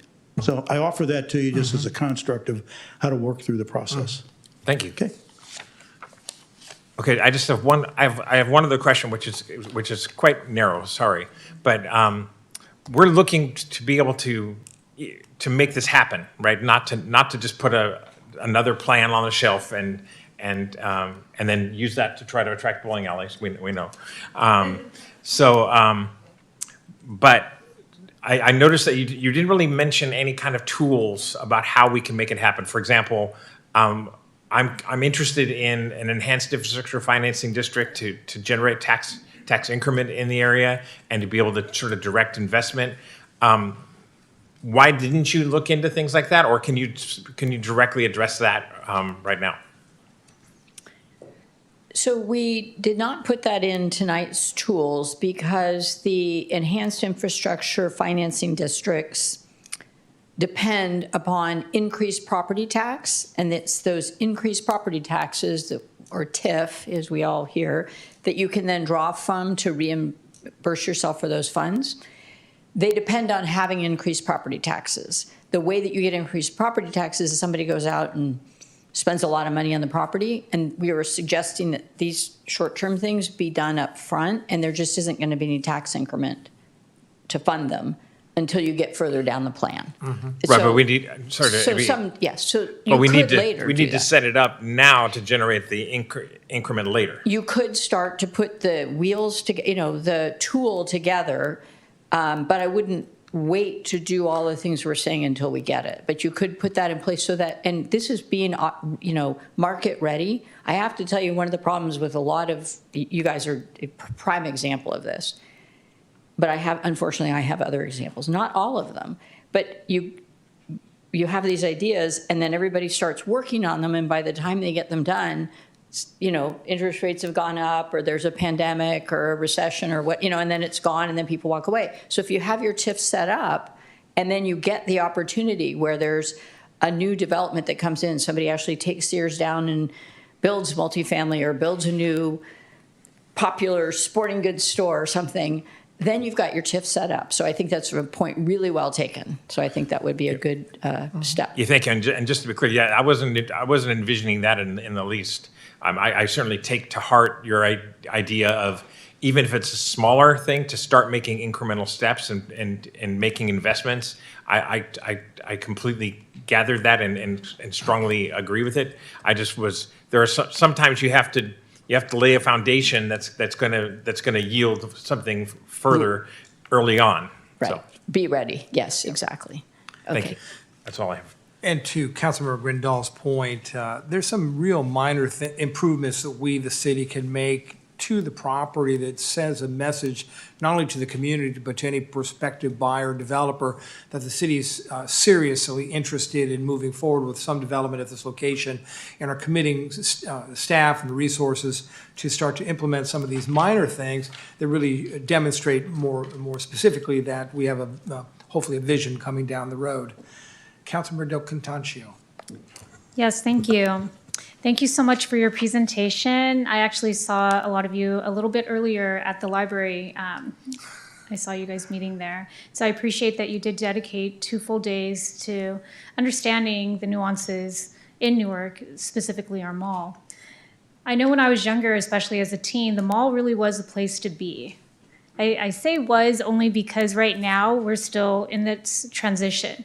But there are still teens out there and even young adults with families, and they want to have activities. They want to bring them somewhere, and they are bringing them places. It's just not to our particular mall. But there are other active malls. And so I tend to echo the comments of my colleagues as well regarding the idea of a bowling alley. Additionally, perhaps ice skating, or even other work from home activities, because I noticed that a lot of my neighbors are working from home. And so they're just kind of inside of their own home office, and then they walk around the lake a little bit, and then they go back. And sometimes they go to the 24-hour fitness, or they go someplace else. But what if we could even have a place there where maybe they could rent an office there for a day, something kind of easy or cheap, or cheaper, I suppose, and then they would be able to have the food that you were saying, have something walkable, and something that they're not afraid to walk back to their car afterwards in the dark, right? So maybe if the lighting was helpful, or if we even had a satellite parking. Just small, tiny improvements like that. I also like and appreciate how you mentioned that Ohlone College, the JC that's nearby, we do have the extension campus that's near us, which is right near the Newark Memorial High School on the other side. But also I was thinking, what if we also expanded on that idea with like other universities as an extension office or satellite? I know like UC Berkeley, they have their extension at Concord, I believe, and there's also one for Cal State East Bay that's over there in other locations. So maybe if we expanded our ideas. I also was thinking about what you were saying too, that we are near Silicon Valley in San Jose and San Francisco. And so we should be able to materialize that and benefit economically and capitalize on that. And so I know that more recently, the council did go to the 3-ring facility, and that is more of an incubation hub. And so maybe if we could rent spaces to other places like that facility so that we could really capitalize on the idea of Silicon Valley and bring more tech people here and have this idea of the live, play, and work model. So I really do appreciate your time. Thank you so much. Vice Mayor Jorgens. I have a couple of questions about the kind of market challenges and market forces at play Some of the things kind of seemed at odds to me, and I'm struggling to connect those two dots together.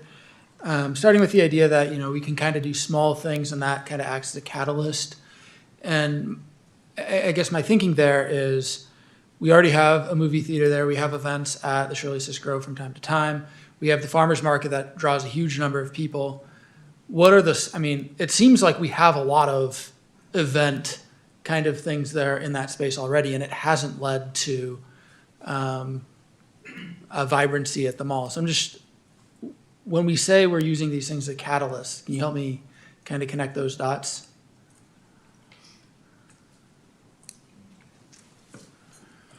It's a two-part plan.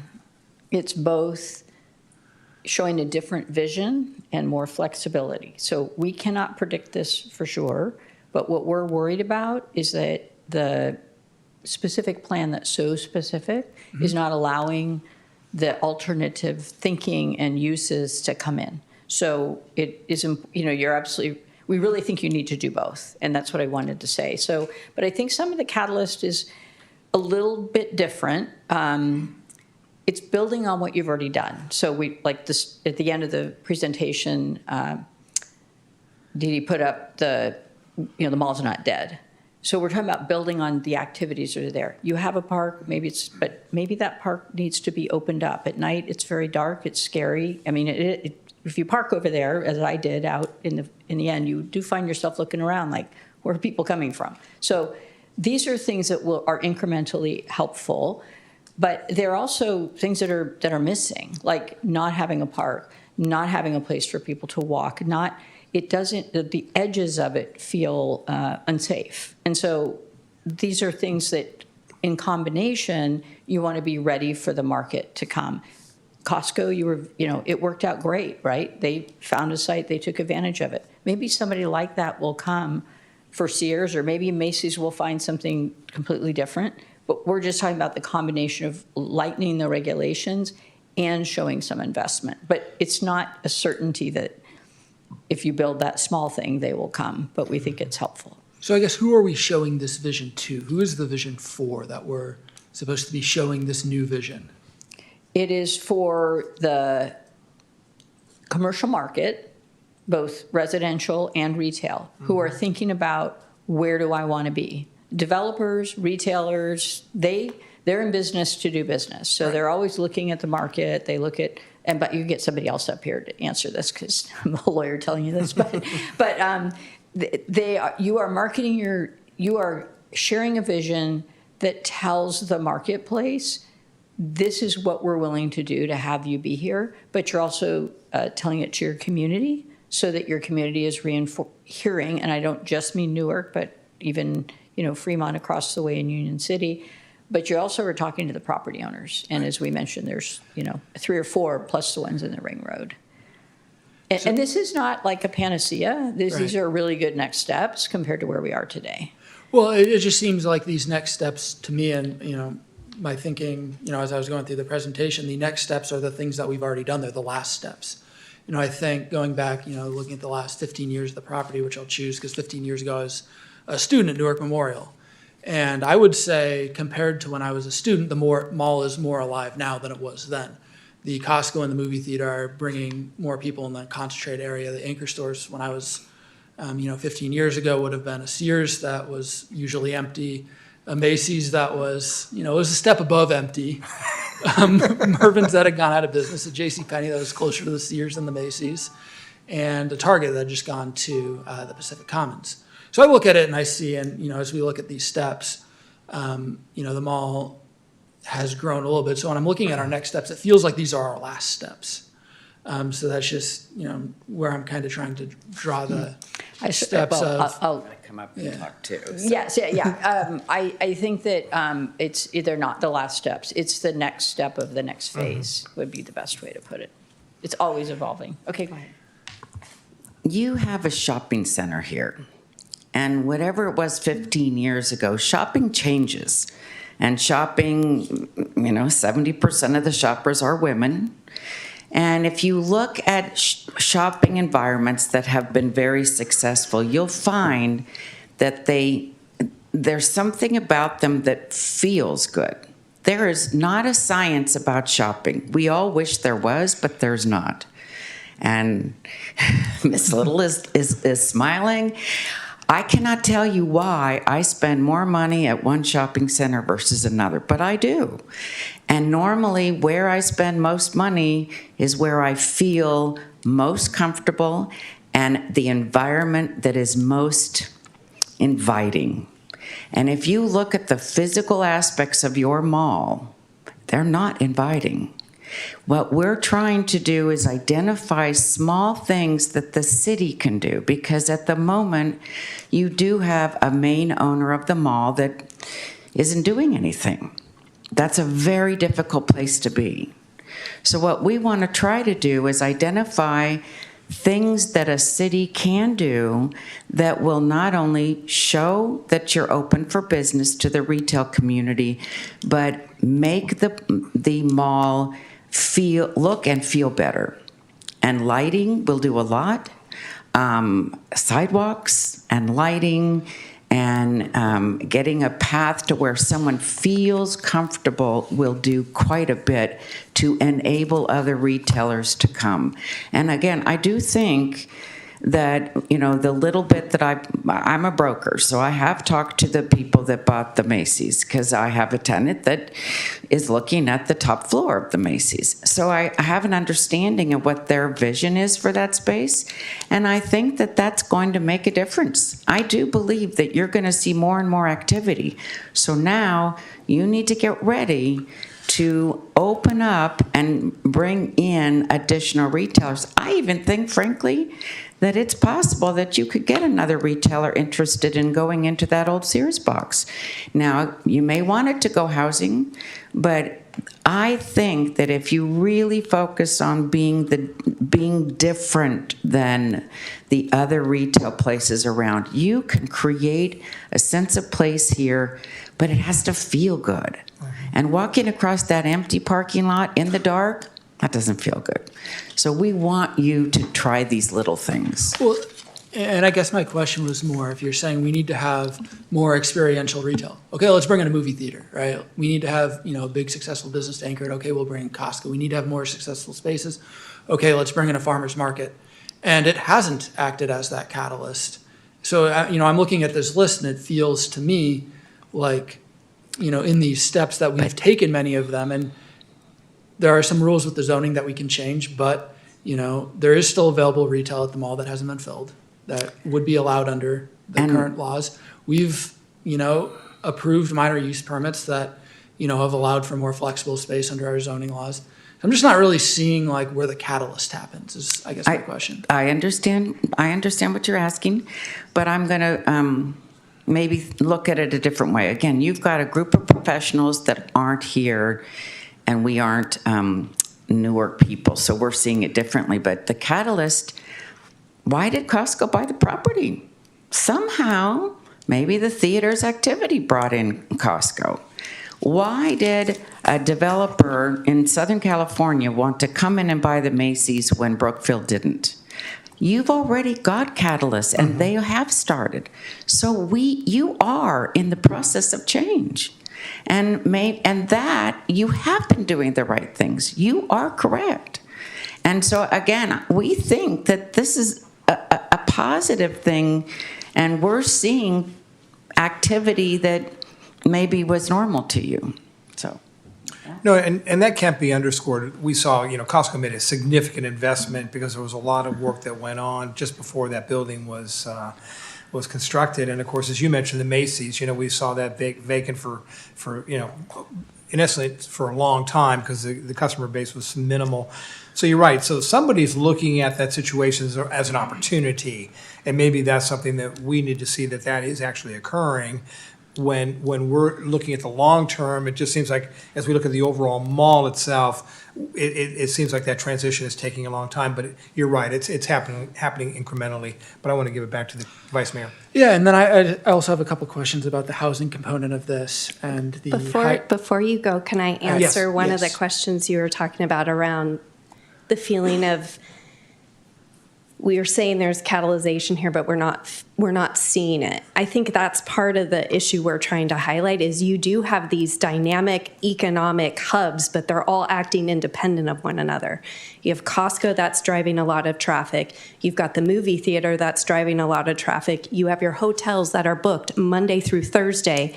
People are struggling to access the center. And so you have disparate parts. And what we're advocating for is the city to stitch those pieces together to create and see that vibrancy.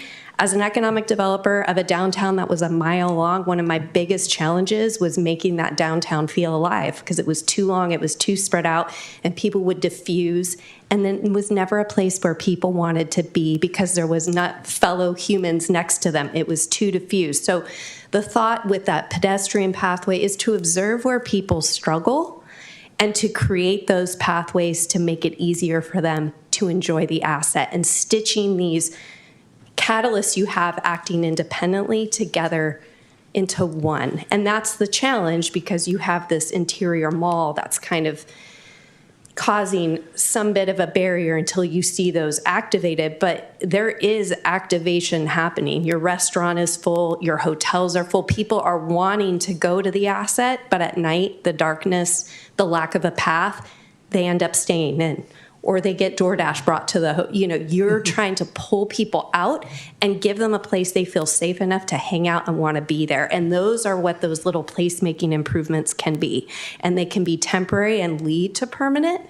But that's what really the kind of the thought around the city's role in stitching those pieces together so that you can create the synergy. Right now, that activity spark's just happening in that node. And it's not transferring through the property.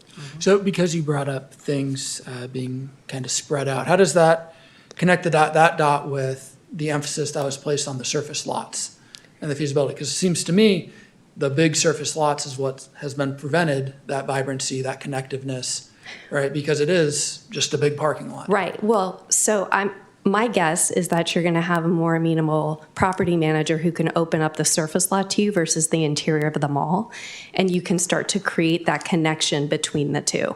That is, it lends itself. Oops, I lost my pad here. To pop-ups, to temporary.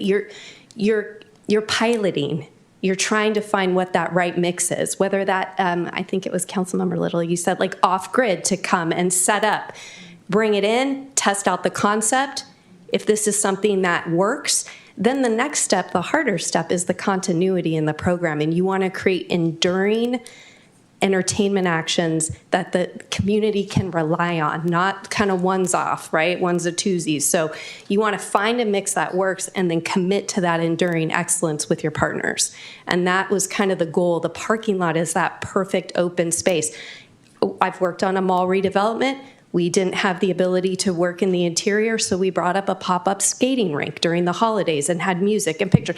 It was the freedom of the parking lot to set up something different that we didn't have access to in the interior of the mall. So that was kind of my thought with the focus of that, and I'll turn it over to Alan. Point to that as Yeah.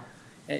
One other thing is I would also make the suggestion that it's actually a slightly bigger picture, and it's a bit of a chicken and egg problem. When a retailer or when a developer comes to a site, think of what happens. It's the approach. And when I come to a site, I come to it multiple days, multiple times at a day.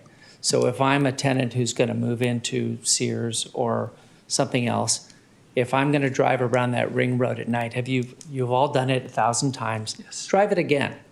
There's no lights on the street. The first light pole is 50 feet away from that ring road. The street is dark. There's no sidewalks. So when I think about that as a developer, when I think of that as a tenant, I say, wow. So my tenant, my customers are going to come here at 8 o'clock at night on a dark street. We stayed in the hotel across the street. Go for a walk at night.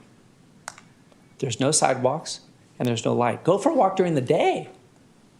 So these are things I think that the city can invest in that allow those perimeter property owners also to start investing.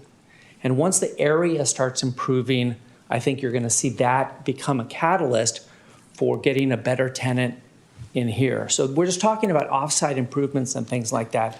As a developer who approaches a mall like this, I walk around and say, what do I need to do? We talk about a major land use change. I walk up there and say, wow, look at all these this land use policy is so restrictive. Do I really want to take that on with the city and say, oh, you've done all this great work. Now I want you to change it. If you get ahead of that, like Cecily was recommending, I say, wow, I've got a proactive city. They're interested in change. They're interested in working with us. Good thing. I also drive around the ring road and say, wow, I have to put lights around this whole ring road. I got to put sidewalks around this whole ring road. I want to invest in a mall. I'm not sure I want to invest in an entire city because it gets very expensive. Don't take me literally on that. You know what I mean? So I think what we're suggesting is you taking on some opportunities around the site as well, which help as that catalyst for other investors, other property owners as they approach into the mall. And I think those things should start to lead to better outcomes for you. That's what we're suggesting. Well, and also, I don't think the surface lots, I've taken that walk many times. I don't think the surface lots are a couple street lights away from feeling safe. So I do think, we do want to consider that a little more carefully. I do have a couple questions on the housing part of it. So we were looking at the high density rental may not be feasible. What is our designation in our housing element of the general plan, and how flexible are we to we want to change this to, downgrade our zoning? Thank you for the question. Good evening. I'm Stephen Turner, the Community Development Director. The city's housing element lists the New Park Mall site for residential. It indicates that up to 1,500 residential units could be built for the cycle of the housing element that we're in up to 2031. There was a fraction of those units. We didn't expect all 1,500 units to be built within, so I think it's somewhere in the realm of 500 to 700 units. They're not set aside necessarily as for sale or apartments. They're just units. So that's all the specificity the housing element provides. So if we were to change that element, when we go through and do, or whoever's on the council goes through and does the housing element the next cycle, would they have to then put those units of housing somewhere else in Newark? No, not necessarily. If we decide, or if the site develops at a lower density or a lower number of units, we would need to essentially make up those units somewhere else in the city. Now, fortunately, we are building houses on sites that weren't identified in the housing element, so we get kind of a little bit of buffer built in. Right. But yes, technically, if we build at one site that's lower density, we would have to find other places within the city to build. And my worry is always, I guess my worry here is twofold. The first is Newark's not very big. We do not have, infinite capabilities to just push some of our units of housing somewhere else in town. And at some point, we're going to have to hold the line and build what we say we're going to build. The second part of that is, a lot of the slides, mentioned that our community really wants space for family-friendly entertainment. And I would agree with that assessment. I would say the biggest barrier to that is the fact that this community is becoming less and less affordable for families. When I was a student, going back to when I was a student at Newark Memorial, my graduating class was more than 500 kids. Now the graduating classes are around 350. When we're talking about, 700 fewer kids at the high school, 700 fewer potential shoppers at, a retail area, far fewer families. The demand side doesn't necessarily work out for businesses unless we can find a way to make Newark affordable for families. It's pretty simple. If we want family-friendly entertainment, we got to have families. And if we're kind of punting or just kicking the can down the road on building housing families can afford, the family-friendly entertainment's not going to be sustainable. So thank you, and that's the end of my questions. Just a couple comments on the Vice Mayor's comments.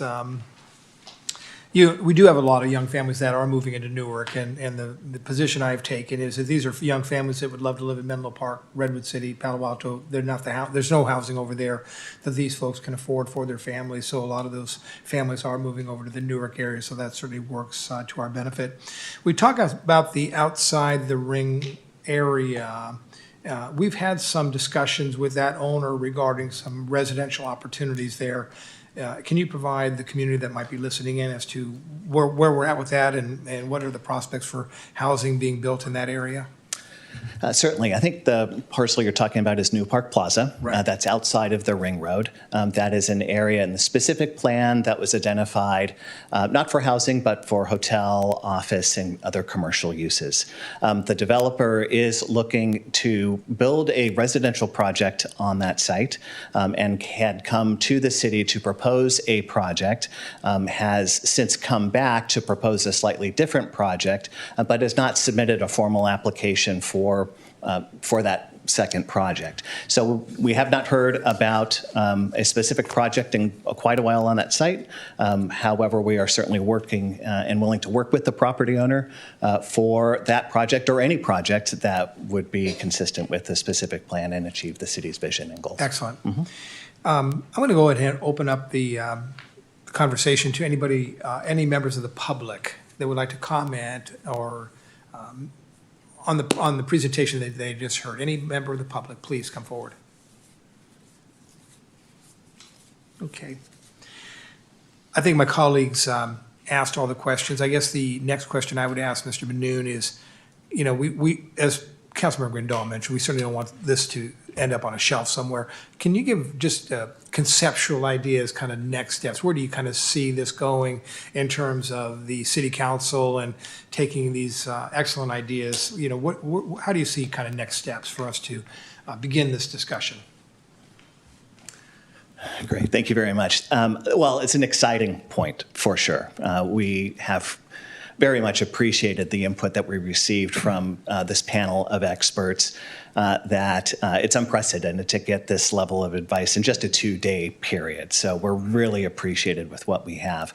I think that by focusing on sort of those quick wins, the things that we can do quickly to be able to make a difference, I think that would be helpful for sure. We are working on a daily basis with property owners to identify potential tenants for the mall and the surrounding areas. We do that every day. We'll continue to work on that.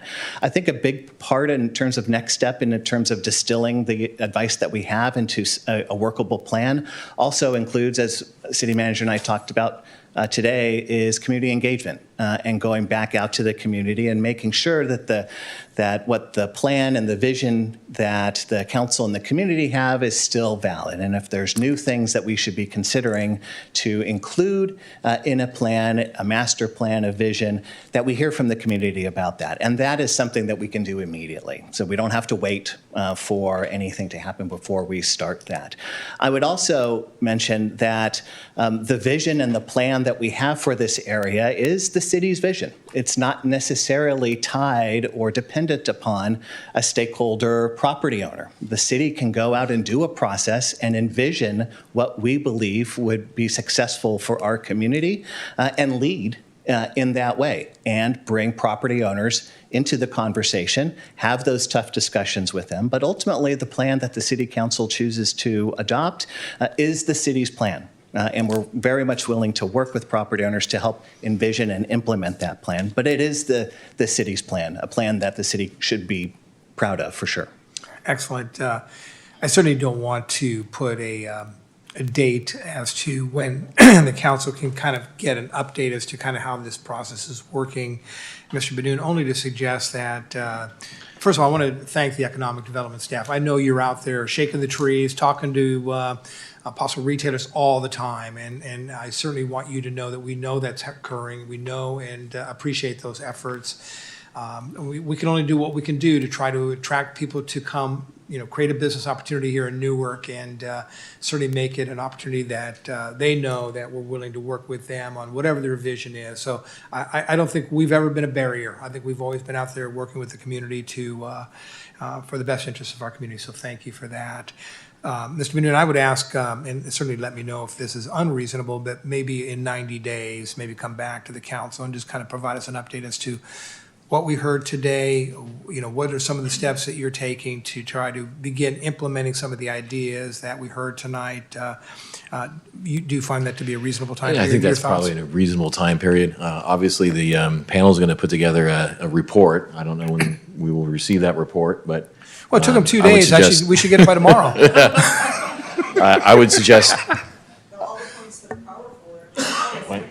Yeah, there you go. Mayor, Could we bump up that, could we bump up that? If you don't mind, I would prefer something closer to 120 days so we could have a little more time to review. I was gonna ask for 60 or 30. I guess we can land on 90 then. Can we meet in the middle at 90, I guess? Well, I'm going to ask the city manager because first of all, let's remember it took an incredible amount of staff time to pull this TAP together. We began working on this process, Mr. Manoon, when? We engaged the TAP last year. I don't recall an exact time period So last year. it's been probably close to a year Yeah. that we've been working on just getting to this point.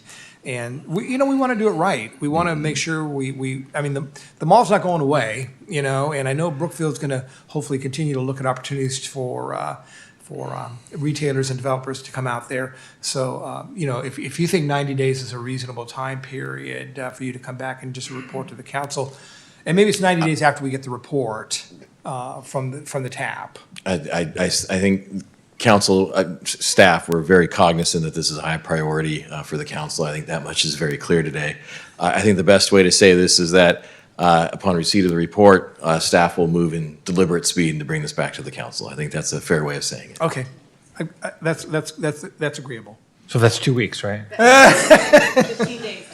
Again, Rick and Danielle, as the chair and the co-chair, and staff, fabulous job. I'm not surprised that it only took 2 days because we're dealing with real experts. This is not something that you're unaccustomed to working on and dealing with. It's a new city, it's a new environment, it's a new council that you're working with, but a lot of the issues and ideas that you raised today are undoubtedly not new based on your experiences with other communities. So just from this council's perspective, we thank you for the hard work you did. We're going to take your comments seriously. As we stated, we're open for business here in Newark. We want them all to be successful. We're going to do whatever we can to help them and encourage them to ensure that happens. So, just from this council's perspective, we want to thank you for all the hard work you did, and certainly feel free to check back with us in a period of time, and we'll let you, we'll give you an idea as to how we're doing. With that being said, ladies and gentlemen, it is 9 o'clock. I'm going to take a 5-minute break so the folks with the TAP can get home and get some rest. So we're going to adjourn we'll get back in 5 minutes.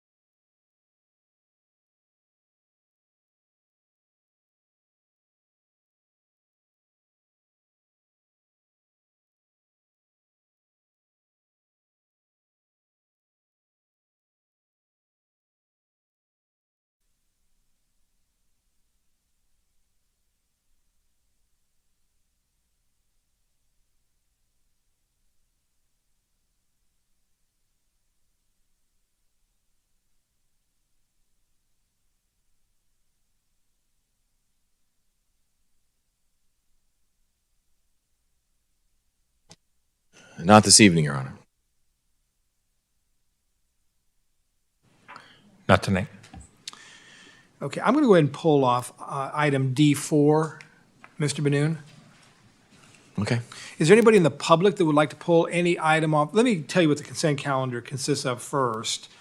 One, and I'm going to speak slowly for my other colleagues to get in the room. So the first item on the consent calendar is the approval of the audited demands. Two, the approval of the February 12, 2026 City Council minutes. Three was to adopt the resolution ratifying the Fifth Amendment and approving the Sixth Amendment to the contractual services agreement with Yosh Enterprises Incorporated doing business as Orient Security for security guard services and amending the 2024-2026 biennial budget and capital improvement plan for fiscal year 25-26. And four, adopt a resolution accepting work with Villalobos and Associates Incorporated for the 2025 curb gutter sidewalk replacement project number CIPA 10007 FY 2026 and 2025 citywide accessible ramps projects number CIPA 10001 fiscal year 2026. Vice Mayor, I already pulled off item F4 for your information. Is there anybody in the public that would like to pull any of the consent items off other than the F4 that's already been pulled? I see we need D4. I'm sorry, D4. Councilmember Little, were there any items on the consent calendar that you would like to pull? I pulled item D4, which is the sidewalks. Okay. Nobody in the public. Can I get a motion to accept items D1, 2, and 3? So moved. By the Vice Mayor and seconded by Councilmember Contancio. Let's please vote.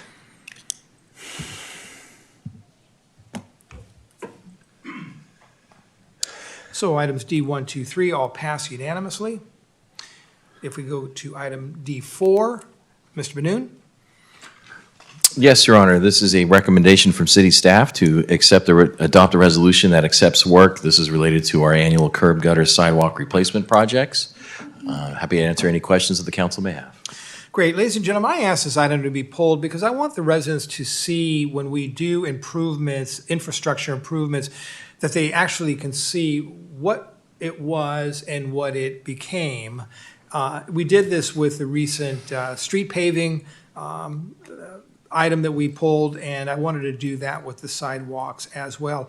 I actually had an opportunity to talk to the folks from Villalobos as they were over in my neighborhood, and they did some really outstanding work. And I wanted to show our residents that may be watching, you know, some of the before and after photographs. And I think, Mr. Benoon, you loaded up 4 or 5 photographs that we could take a look at. Yes, correct, Your Honor. We have 4 items for the council's and the public's viewing this evening. The first one is on Parada Street.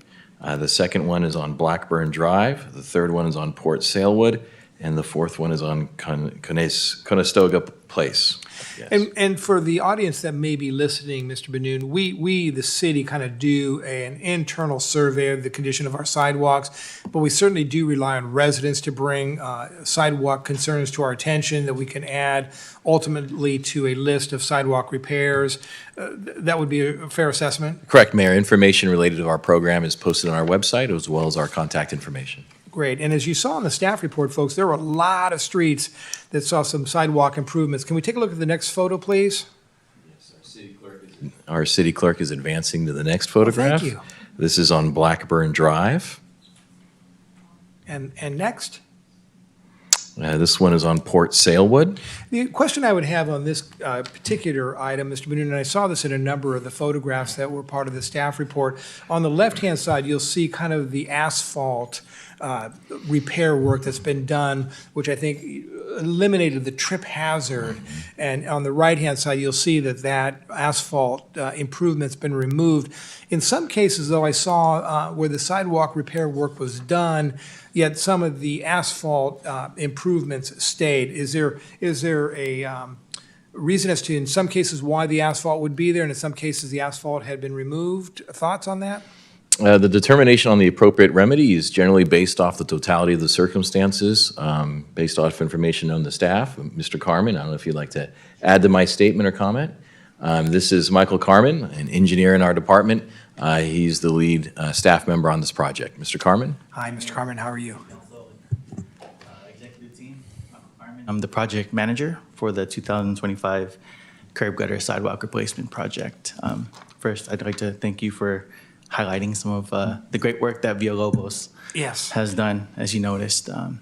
They're good guys, and good news is they're going to be here again in 2026 doing our 2026 curb gutter sidewalk project. Great, and not only did they do good work, but in some cases, I saw not only were the sidewalks repaired, but the park strip area where trees may have uplifted a park strip area, either that was removed and then landscaped in some respects. So it wasn't just sidewalk. Not quite landscape, but the deal was with the property owners, we would remove the concrete lift, but we wouldn't put any improvements back. We would put soil back in to eliminate any future tripping hazards in the planter strip Again, Carlos, area. if you had a chance to look at those photographs, some of them were really eye-opening. And I think there's another photo here, Ms. Nitu? Yes, we have one last photograph. This is on Conestoga Place, and this is the before and after of the, Yeah, so this was, the photo on the left was taken at Conestoga Place. The traffic circle out there has been repeatedly driven over by Republic Services garbage trucks. And this is what you get after repeated heavy loads over and over and over again. So we were able to help them out, put in new curb at this circle, and everything looks great. We were able to pull out some of the concrete, the aggregate concrete within the traffic circle as well to clean things up a little bit. And it looks like in this particular example, excuse me if I'm incorrect, where you see the white line on the right-hand side, was that where it protruded initially and you moved it in to maybe eliminate any further traffic over that area? No, that white line is just a marker of the limits of the repair. Okay. So the workers know. Well, I'm glad to hear that Villalobos is going to be the contractor again. I saw them working over on Mayhew's Landing, and I thought the work that they did was outstanding. I can only imagine as I walk and my colleagues walk around the city, and folks, as you walk around the city, certainly if you see sidewalk separation, what's the amount of separation that we need to see that we should be concerned about? Greater than an inch? Where's the dividing line? I mean, technically, if it's a quarter of an inch, it's a tripping hazard. Okay. And it needs to be dealt with.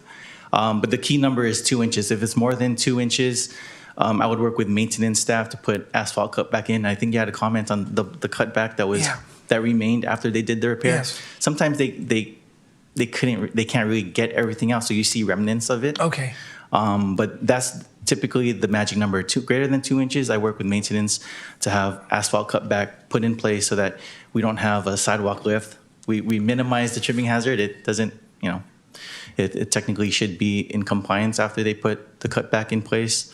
If it's under 2 inches, we have a vendor, precision concrete cutters, that comes in and grinds it out. I'm sure you've seen that walking around the city. Mr. Boone, I think this is an excellent opportunity, as we, again, continue our excellent communication with our residents who may or may not know what to do and how to do it.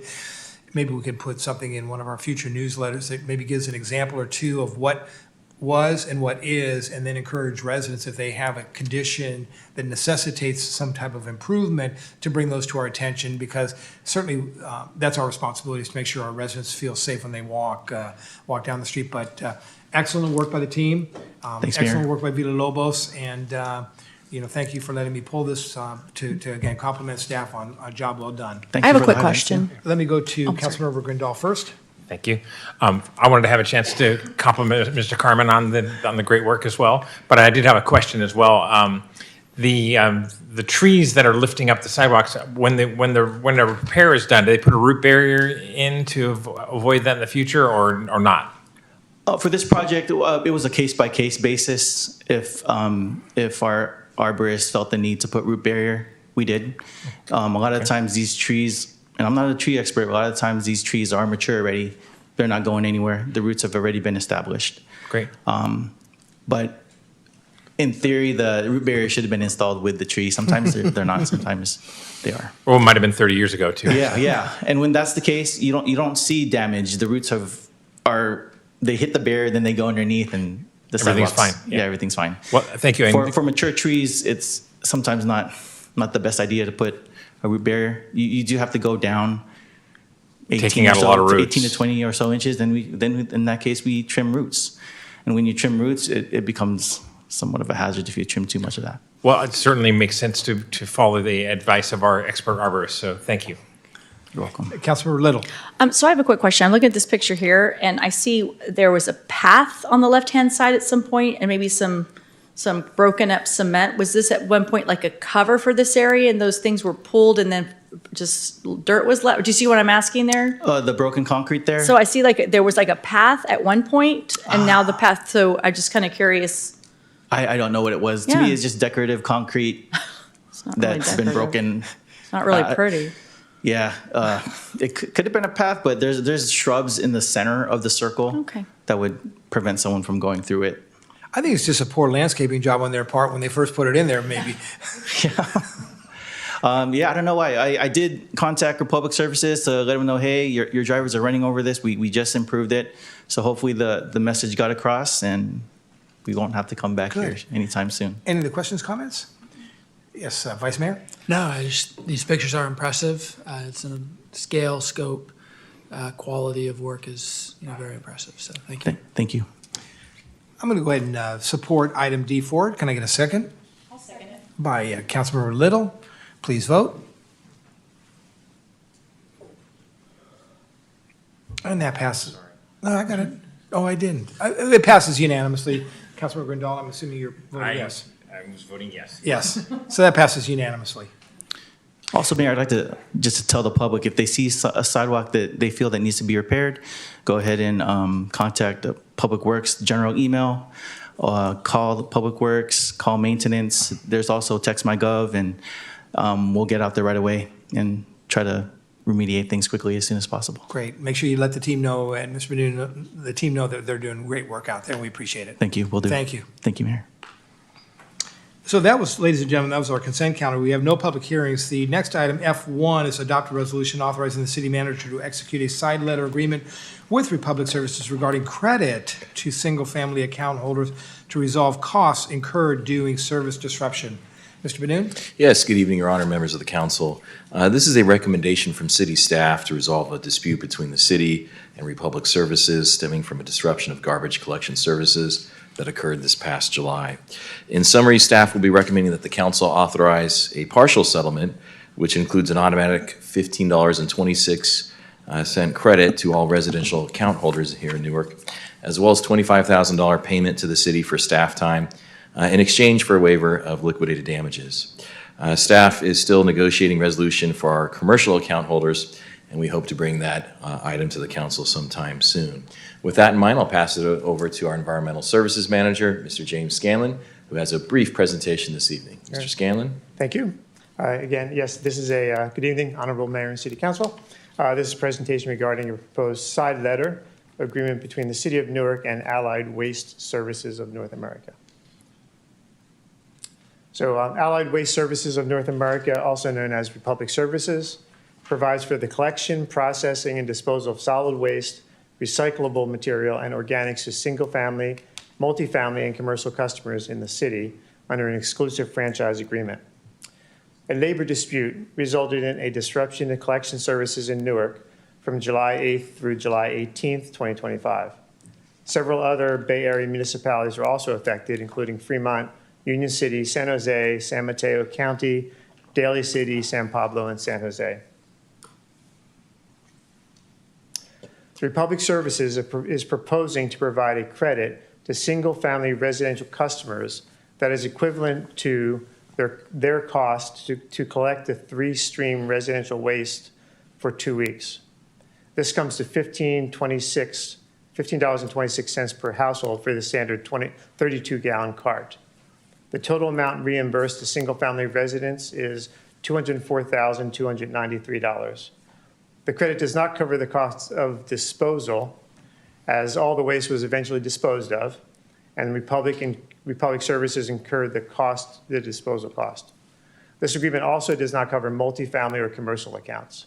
Staff is working to reach an agreement for those accounts. Under the agreement, Republic will reimburse the city $25,000 for the city's cost related to service disruption. So with that, staff recommends the council adopt a resolution to authorize the city manager to execute a side letter agreement with Allied Waste Services of North America, LLC, requiring Allied to provide a credit to all residential customers, single-family residential customers, for the disruption of waste collection services during July 2025, and a reimbursement to the city for disruption-related costs. And with that, I'll take any questions or comments. I'll look to my right. Are there any questions to my right? Councilmember Del Contaccio? No, I don't have questions. Thank you. Thank you. Vice Mayor? No questions at this time. Councilmember Little? No questions, comments. Great. Go ahead and make comment. I like the idea that we got put together. I agree with it. I think at the same time, you know, we all have to work together to find a good answer, and I think this is a good happy medium. So I'm glad to see that this is a good opportunity by providing credit also to the cities and the individuals. But at the same time, we want to continue moving forward with good relationships with the company. So thank you so much for putting this together. You're welcome. Thank you. Councilmember Grindal? Thank you. First, I have a question for the city attorney. My understanding is the contract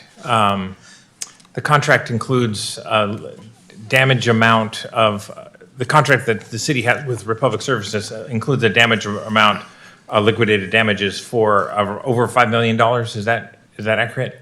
There is a liquidated damages provision. I'll defer to Mr. Scanlon in terms of how that was calculated and the amount, the exact amount. Yeah, we estimated that based on our understanding of how many carts were not collected for which periods of time, that it would be approximately $5 million if the city did seek liquidated damages for those missed collections or delayed collections. Okay, thank you. That was helpful.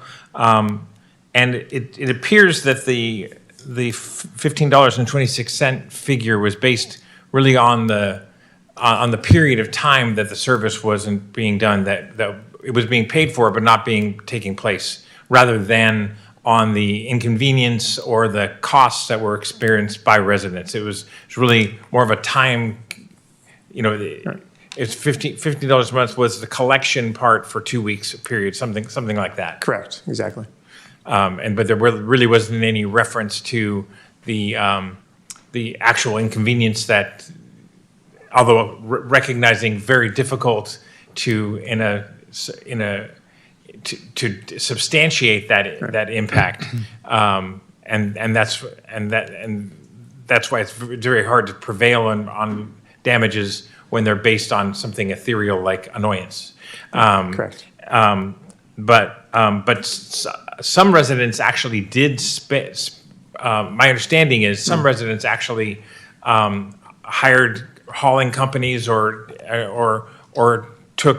spent money to deliver and take it to the trash to the transfer station, and there is no reimbursement for in the side letter that's envisioned. There's no reimbursement included. Is that accurate? That's correct. There was free disposal at the transfer station during the 2-week period, but there's no reimbursement for other costs associated with that if someone paid someone to take it to the transfer station.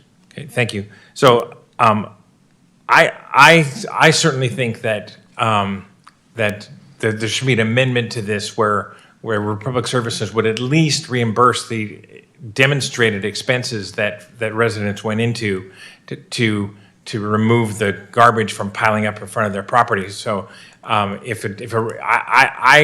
think that this should be renegotiated to allow for residents to be able to demonstrate that they spent money to deal with this issue and to have that amount reimbursed. So I believe that would be a more fair to those folks, understanding we can't really put a price on the annoyance that was involved, but at least that far would be something I'd like to see. That was a comment, not a question. So thank you. Are you making a formal request for an amendment to the staff recommendation? Sure. In fact, when it's time, I'll make that as a motion if you desire. Okay. I'm not going to, with all due respect to my colleague, I'm not going to support the amendment. We have a great relationship with Public Service. I certainly want that to continue. I know our residents were inconvenienced. That's certainly not acceptable. We have liquidated damages in place for a reason, but we also recognize that we want that relationship to continue, and the amount of $5 million is not a reasonable amount to seek through liquidated damages. Our residents, if they suffered greater financial loss, can certainly seek independent civil action against Republic at any time if they so choose to do so. I just think it would be real difficult to try to establish additional costs that somebody may have incurred in terms of receipts and things of that nature. I think, as the Councilmember Little mentioned, it's time to put this to rest at some point. City Attorney, City Manager, help me understand. We don't get too many amendments.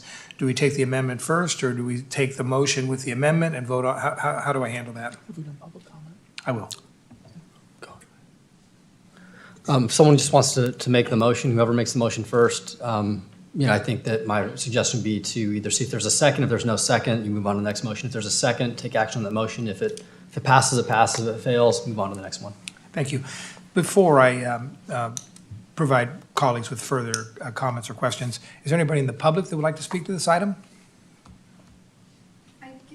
Yes, you may. Hi. Welcome. Good evening, Mayor and council members. So on behalf of Republic Services, I just want to thank you for your time. And as we work together to collaborate as a partnership to just work with you all and the residents to provide the credits that we need to just continue to provide excellent service. I know it was, for residents, it was an inconvenience to them, but we want to really work together to understand that it was an inconvenience, but we wanted to make sure that they knew that something was available to them for those 2 weeks that there was no service. So again, we appreciate your partnership, and we want to continue to collaborate and work together and provide excellent service, for sure. Well, you do provide excellent service. My grandson, who lives in Castro Valley, who's now 14, remembers Gary was our driver when he was 2. All 2-year-old boys and girls probably now know who the driver is of the car or the truck. So you have great personnel. And I understand what Councilmember Grindal is asking. Let me ask this from a more broad perspective. Is there any other community where you've made allowances for folks that may have incurred additional cost above the $15.26, where you've made allowances for that? Have you negotiated that with any other city? I don't believe so. Those are questions that we could probably answer on a later. I would find it hard. I talked to the mayor. Yes. I talked to the mayor of Fremont today, and he indicated that they unanimously accepted the terms. And Yes. so thank you for that. Yes. So other comments, I Vice Mayor? have a question about the motion. The question is for staff. How expeditious do you think we could come back to, with something? There are certainly concerns that I have with pursuing this. I think it's tough. It's going to be tough to argue for any direct costs. And I don't want to promise something that turns out to our residents that turns out not to be possible. I also, I'm a little hesitant about the idea of, we are reimbursing some forms of costs, but not others. Someone who took time off work, someone who chose to eat out more, to avoid, in-home garbage during that time. So I have some hesitations, but I may be willing to second the motion to kind of explore this, just kind of depending on how expeditious how fast do you think we can, explore what something like this might look like? Well, staff would be happy to explore it as soon as we can, next week or two. But practically speaking, the response time that we could provide the council will be dependent upon the interaction we have with Republic Services. They obviously have to go through their legal department. There's a lot of pragmatic issues we'd have to iron out and speak about. But at the end of the day, I can't give a definitive timetable because that's going to be depending upon the nature of the negotiations with our partner work. And let me correct me if I'm wrong, Mr. Benoon. This negotiation with Republic has been going on for some time. And at the end of the day, and again, if Republic decided, it was a work stoppage and it's something that we supported and we don't believe it's incumbent upon us to reimburse your community at all. They could have taken that position, Yes. and in taking that position, then either we seek the liquidated damages and/or the citizens could then pursue a private action themselves. That would be really the course of action that could have been pursued at that point. Correct. And as you mentioned, I think most cities that Republic Service provides service to have reached a similar agreement in terms of the cost and no significant issues. City of As far as you Fremont, know. the City of Fremont executed a very similar agreement, if not identical. There were some other agencies in our Bay Area that executed a similar agreement as well. I'll let Mr. Scanlon speak to any other issues that have arisen. Yeah, I think my understanding is the ones that have reached agreement are very similar agreements. San Pablo, I believe, San Jose have reached similar agreements. And I think the others that I spoke to were tending to go in the same direction. So, And the dollar amount's about the same? yeah. Okay. Yeah. I have a question. Yes, Councilmember DeConcio. Yes. I guess I'm just trying to think, to your knowledge, has there been a claim from our residents for more than the $15? Some residents on their own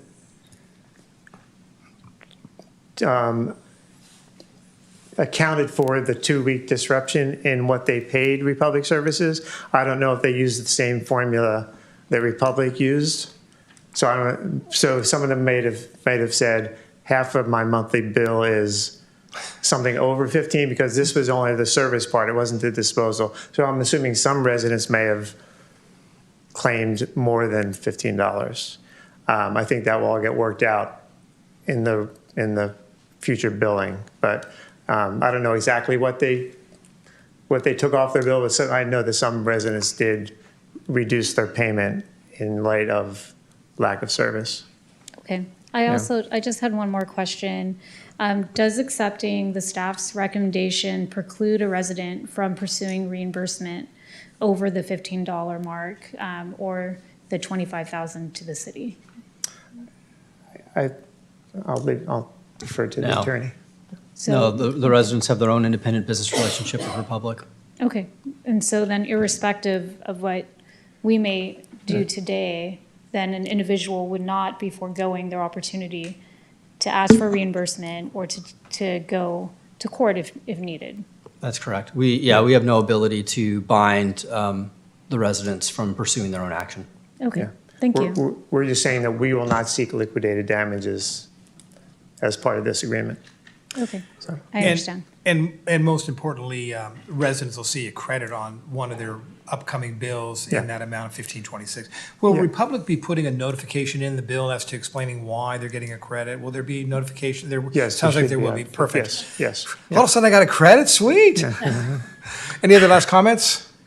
I think I have a motion from Councilmember Grindal wishing to amend the staff's recommendation. And I think- Just for clarity, I'm actually recommending that we continue this item and have staff work on making that change. We don't want to amend it on the fly because we got two parties that are signing it. So my recommendation would be to continue this item and allow staff to try to work with Republic Services to address the issue that are raised in terms of actual cost reimbursement. I understand. What is the date that you would like to continue the item to? I would want input from staff as to how much time they would need to have any kind of substantive discussion. Well, as I said earlier, I think this is going to be dependent upon how our discussions go with Republic. I'd be happy to continue the matter for 3 council meetings to give us sufficient time to go talk to Republic and then sufficient time to generate a staff report. So it sounds like 6 weeks. That would be an appropriate amount of time. Yeah, I'll make that part of the motion. Okay, again, I'm not going to support the motion. Staff has spent a considerable amount of time negotiating the settlement with Republic. We have a great relationship with the Republic. I certainly don't want to jeopardize that relationship in any way whatsoever. I think our residents are looking for a resolution. It's not like we're getting thousands of phone calls or hundreds of phone calls from residents every day. What's going on? What's going on? I've received a handful of phone calls. So I don't think this is an issue that's a burning issue in the minds of our residents in terms of make me whole. So I'm not going to support the motion. Is there a second on the motion? Respectfully, I think that we'll drag this issue on for too long to potentially put in something that we may not be able to, we may be creating a situation where no Newark resident would be able to claim the reimbursement anyways. And so that sort of delay, I think, is, respectfully, it's too long for me, so. And again, as mentioned by the city attorney and by Councilmember Del Contancio, it doesn't preclude the resident from taking independent civil action on their own if they believe that the 1526 does not adequately represent the out-of-pocket expenses they incurred. So we have a motion from Councilmember Grandal. Do I have a second? It doesn't appear that I have a second. Can I get an alternate motion? I'll move the staff recommendation. Motion made by the Vice Mayor to accept staff recommendation, seconded by Councilmember Del Contancio. Please vote.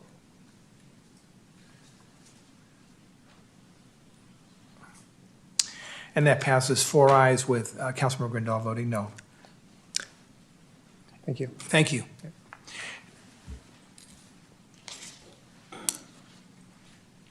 The last item on our agenda tonight is the community preservation update. Mr. Benoon. Yes, good evening, Your Honor, members of the council. This is a presentation from our community preservation manager, Mr. Oscar Carrillo. He's going to provide the council and the public with an update as to our code enforcement efforts in 2025. He's also going to provide an overview of ongoing staff initiatives planned for 2026. Before I pass it over to Mr. Carrillo, I'd like to acknowledge and thank him and his small but mighty team for their tremendous work this past year. He supervises a unit of 2 individuals plus himself, and one of those positions, as you'll find out in a moment, was vacant for 6 months. So it's been him holding down the fort with 1 code enforcement officer. So with that in mind, I'm going to go ahead and pass it over to Mr. Carrillo. You have the floor, sir. We're always labeled as small and mighty, Even when I was in San Jose, we were small and mighty. What, little and mighty? Little. Oh, there you go. Welcome, Mr. Carrillo. Good evening, Honorable Mayor, council members, members of the public as well. My name is Oscar Carrillo, Community Preservation Manager here in the city of Newark. And I'm grateful for the opportunity to provide everyone with an update on our work over the past year. And I'm also just thankful for the opportunity to just simply talk about our work in general, our mission, what we do, and our process. Tonight, I'm briefly going to cover our mission, our team, our workload trends, our key accomplishments, and our upcoming initiatives, and then I'm going to open it up for some questions. Our mission is simple. We serve to partner with our community and to preserve and enhance Newark's quality of life. We promote compliance through education and collaboration. In recent years, we have focused on improving internal processes and building relationships with property owners and managers, from apartments to commercial properties, to strengthen partnerships and ensure we work together to uphold maintenance standards. Our mission drives every initiative, from our general code enforcement work to our tobacco retail licensing program.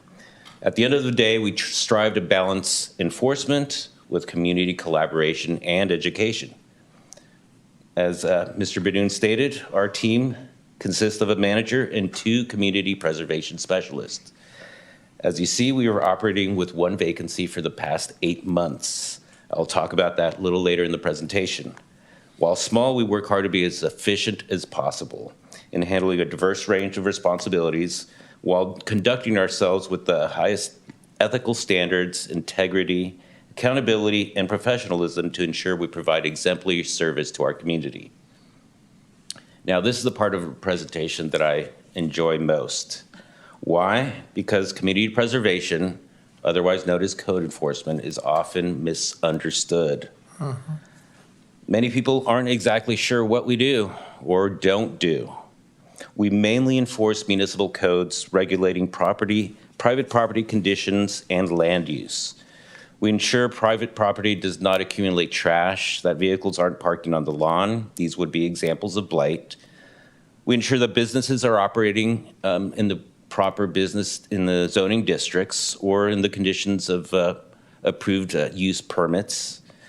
We ensure that landlords are providing safe, habitable housing for our residents. And we work with our building division to ensure that anyone who starts or completes work without permits follows the required permit process and undergoes inspections to ensure that the work is done safely and permitted.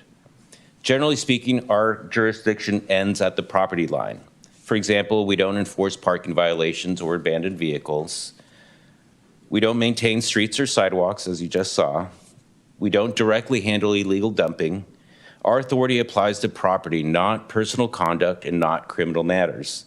While we do work closely with our partners in the police department and public works, it's important to classify responsibilities to avoid confusion as to who handles what. We mainly rely on resident reports and interdepartmental referrals to guide us. When a report is received, we open a case, we research ownership, and we conduct a site visit to determine if there's a violation. If there is a violation, we issue a notice and provide a reasonable time frame for them to gain compliance. That time frame is based on the risk to health and safety and the complexity of the case. If there's overgrown vegetation, we'll generally provide 10 days. If it's something more complex, like unpermitted construction, that might require someone to get an architect to provide plans, we might provide a month to get those plans drawn up and then maybe 6 months to get that permit actually finalized. It really depends on the type of violation. Generally, most people comply without having to escalate enforcement. At the end of the day, it really depends on the owner and their willingness to comply. Our role really is to just guide, monitor, and escalate when necessary. When I last looked at the stats, we closed 399 cases last year. 91% of them were closed without the need to issue a citation. So basically, just guiding people and educating them really works. We do receive our reports through a variety of means, mostly through our online reporting tool, but we do have walk-ins and we do get reports via email and phone calls. Each and every report is reviewed by staff. If it's something that falls under our jurisdiction, we'll go ahead and open a case. If it's something that needs to be referred to somebody else, we'll go ahead and do that referral for the customer and let them know that it's been referred to the appropriate department. If it's maybe an outside jurisdiction, we'll let them know how to contact that other outside agency to report that issue. Our investigation involves a variety of different actions. It's not just go out there, knock on the door, look at things. We got to do some research. Like I said, we'll research the property ownership. Sometimes we'll look at historical aerial photographs to get a timeline of when various structures start popping up on these properties. And there's also a lot of coordination between other departments, especially the building division.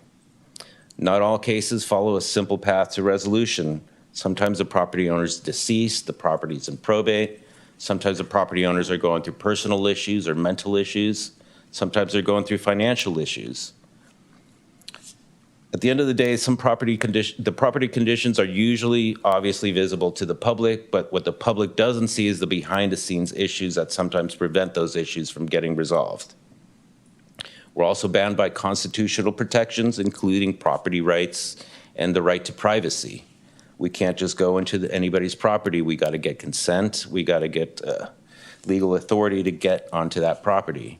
We also have to understand that there's due process, and everybody has the right to appeal our actions. As I mentioned earlier, we do have a vacancy. We've had that vacancy since mid-2025. And we did have a unsuccessful recruitment last year in September. And we did work with the human resources to reclassify the position, creating a community preservation specialist 1 and 2. This reclassification created both an entry level and a journey level role. And basically it helps strengthen internal career development It also widened our recruitment flexibility. It kind of loosened some of the entry-level requirements so we could cast a wider net, and also increased the salary ranges so we could attract some of that more skilled workforce that might be out there.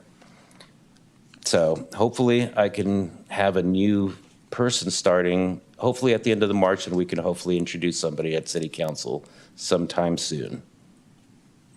Knock on wood.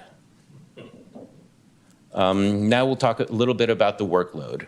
As you can see here, we've had a little moderate growth, a little over 10% from 2022 to 2023.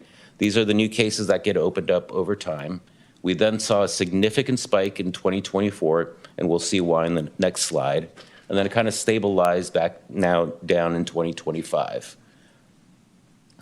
Illegal construction made up the majority of that spike. This is largely a result of the building division noticing an increase in construction activity. When they're out and about doing their inspections, we are seeing an increase in construction activity. When they see that, they take that opportunity to educate the customers. And a lot of times, that work is just being done without permits.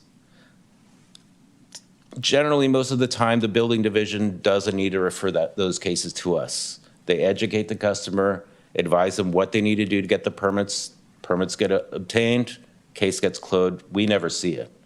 But when they don't get the permits, then it gets referred to us.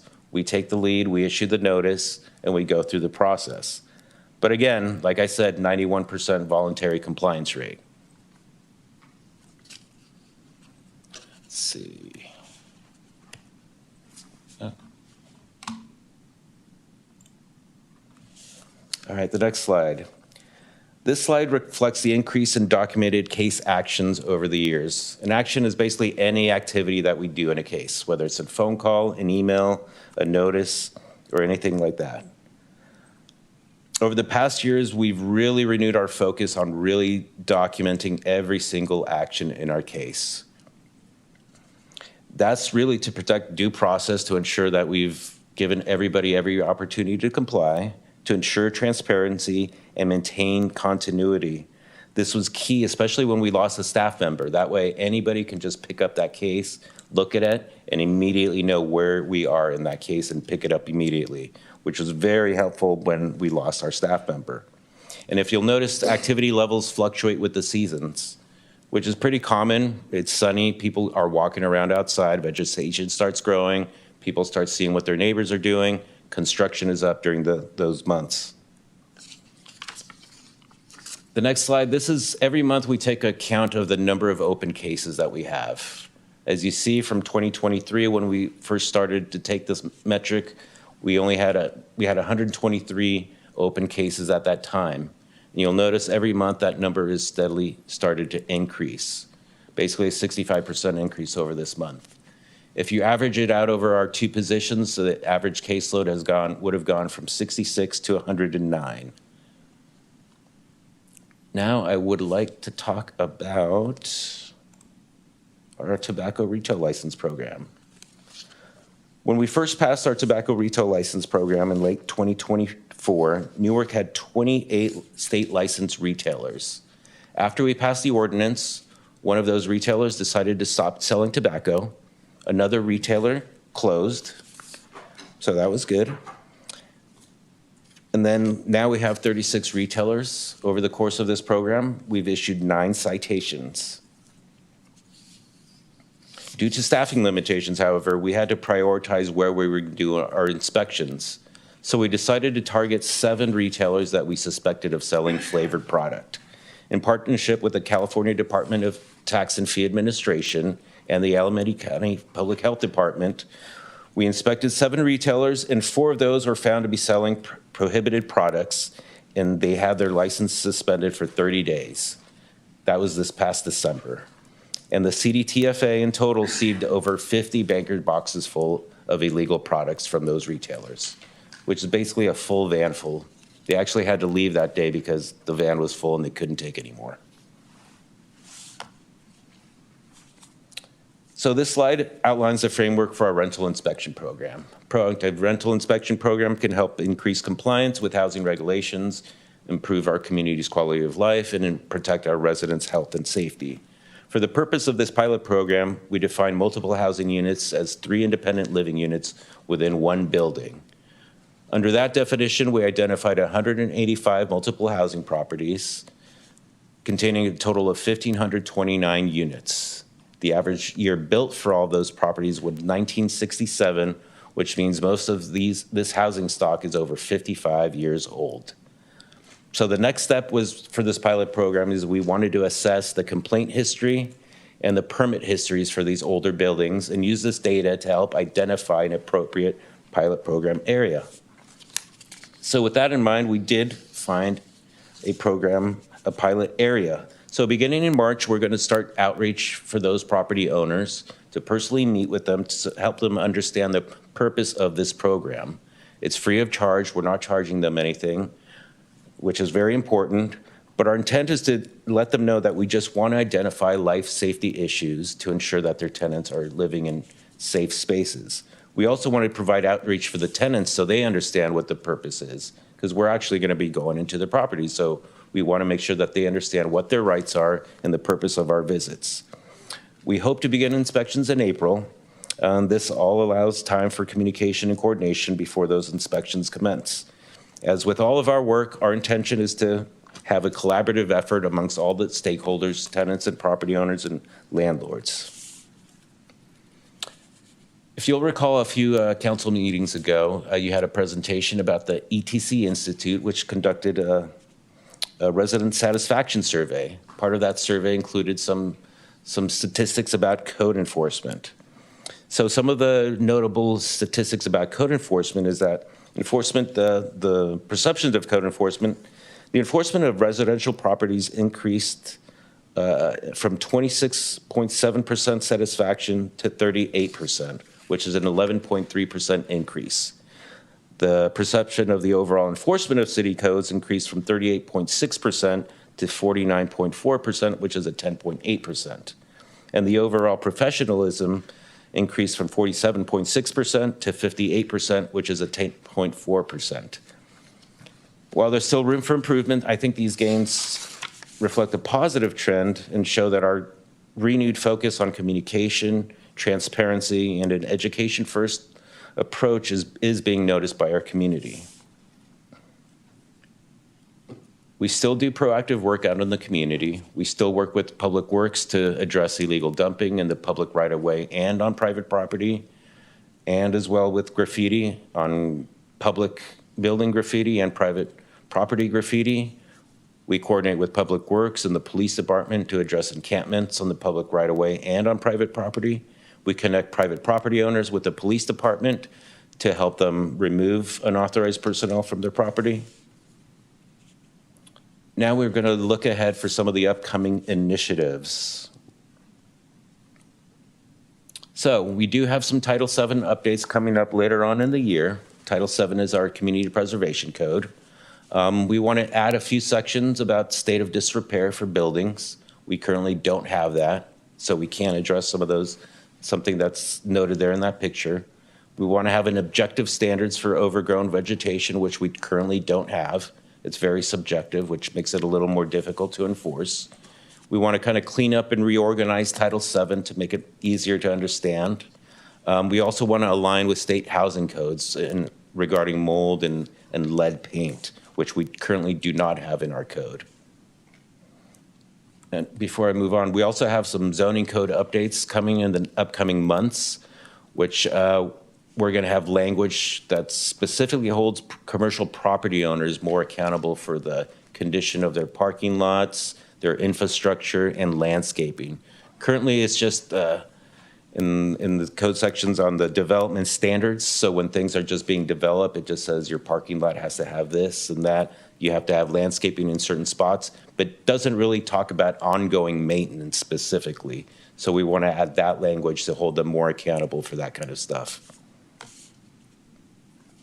We also want to have an inspector academy. To me, this isn't really more of a training academy. It's more about an investment for the future. To me, it kind of lays the foundation for institutional knowledge. Because after I'm gone, I want to be able to have people that come up and rise through the ranks and kind of carry on that torch. In order to do that, we want to have classes like this. So we have those, as I said, that reclassification. You have the code 1, that code 2. That code 2 can then train the code 1, and so on and so forth. And you have that cycle of knowledge that just keeps getting passed down. So and it also standardizes the onboarding process. We don't have something like that. And with our recent reclassification, we can hire someone on potential, not just on their previous experience. Code enforcement, you don't go to school for code enforcement. There's no degree for code enforcement. To be a good code enforcement inspector, you just have to have the willingness to learn, the personality, and just that customer service, that drive to deliver good customer service. That's what it takes. But having these classes, that'll really get you into this industry and allow you to thrive. But the most important part of that training academy is we want to create a module with an emphasis on officer safety. We want to train our team to be in situational awareness and body language. We want to let them be able to read a scene before it happens. We want to train them on de-escalation and mental health, that they might run into these situations in encampments. But mental health is not just about identifying that in other people, but it's also within yourself. We also want to train them on biohazards, which they might encounter in hoarding situations and other environmental hazards. Because at the end of the day, we want our staff to be able to go home safe. If they don't go home safe, then they can't keep our community safe. And with that, I am open for any questions. I'm going to turn it over to the public. Is there anybody in the audience that has questions, comments regarding the presentation? Colleagues, questions, comments? I'm going to start down here. Yes, Councilmember Grindal. Thank you for the great presentation and for all the work you're doing. You are small, she wants me to say little but mighty. But you are small but mighty, and obviously the caseload is huge. But I do have a few concerns. So I don't know if you saw our earlier meeting, but we talked quite a bit about the mall, and the mall owner, Brookfield, is essentially flouting our laws when it comes to complying with our regulations. They have construction equipment that they had staged out there when they were going to start work. This is out by Sears, and it has been there for more than 2 years, maybe closer to 3, and it is patently illegal, and I've reported it numerous times, and it's never taken care of. I mean, and I'm glad to hear that there's concerns in terms of the regulations that we have when it comes to private parking lots and private driveways, because the mall loop road and their parking lots are private, and they have some serious potholes and failing pavement. And it really goes back to what a poor property owner that we're dealing with there, because they're actually, as the public works folks will attest, when you allow a roadway to just become a hole and all the pavement to be destroyed, it actually spreads and causes more damage. So we don't do them any favors by ignoring that. So recognizing that your staff is really limited, I would have liked to have seen us go out and find a consultant, find some work while we're doing this, so that we can do these things. Just one aside that just happened a week ago. I noticed for the first time a new donation box that was put on Brookfield property next to McDonald's, and I reported it, and it's still there. And a new one, same company, has appeared over towards Costco. Same thing.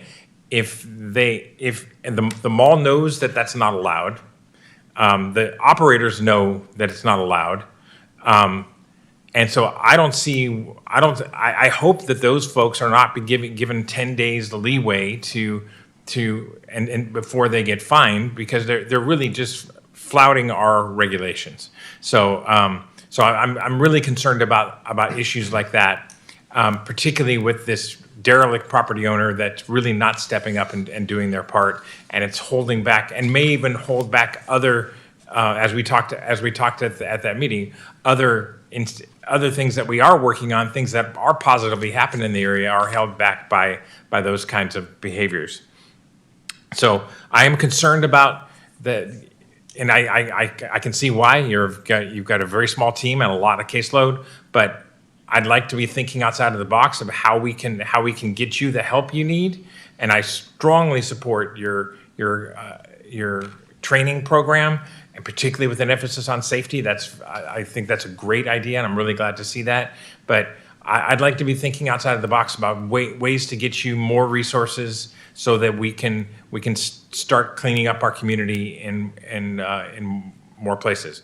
That was one comment. The other comment I wanted to sort of ask you about, because I know that the rental housing program is a work in progress, and I think it's exciting that this is going forward.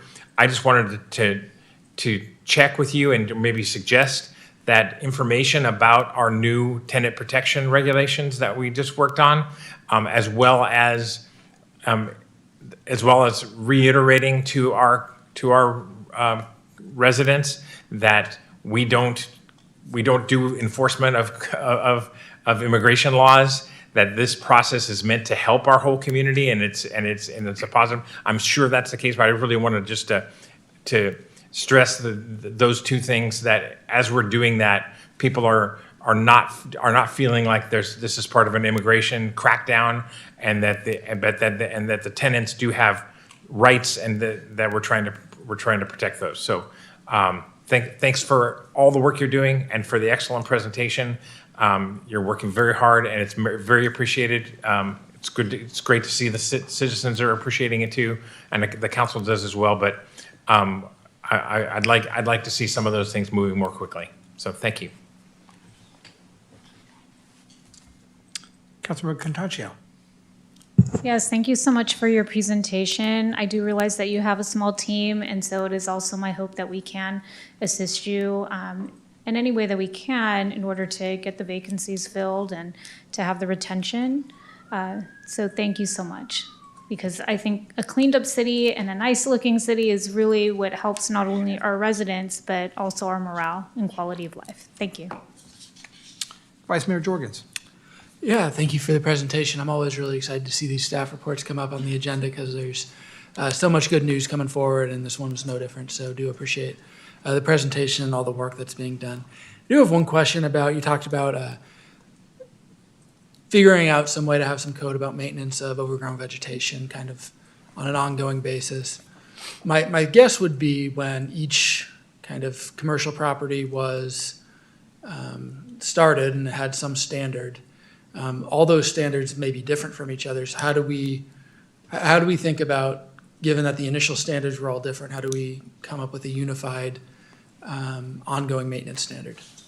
So there's two answers to that. The one I mentioned for the Title VII update is more targeted for residential, where it's more objective standards, such as if it's over 12 inches into the public right-of-way, it's a violation.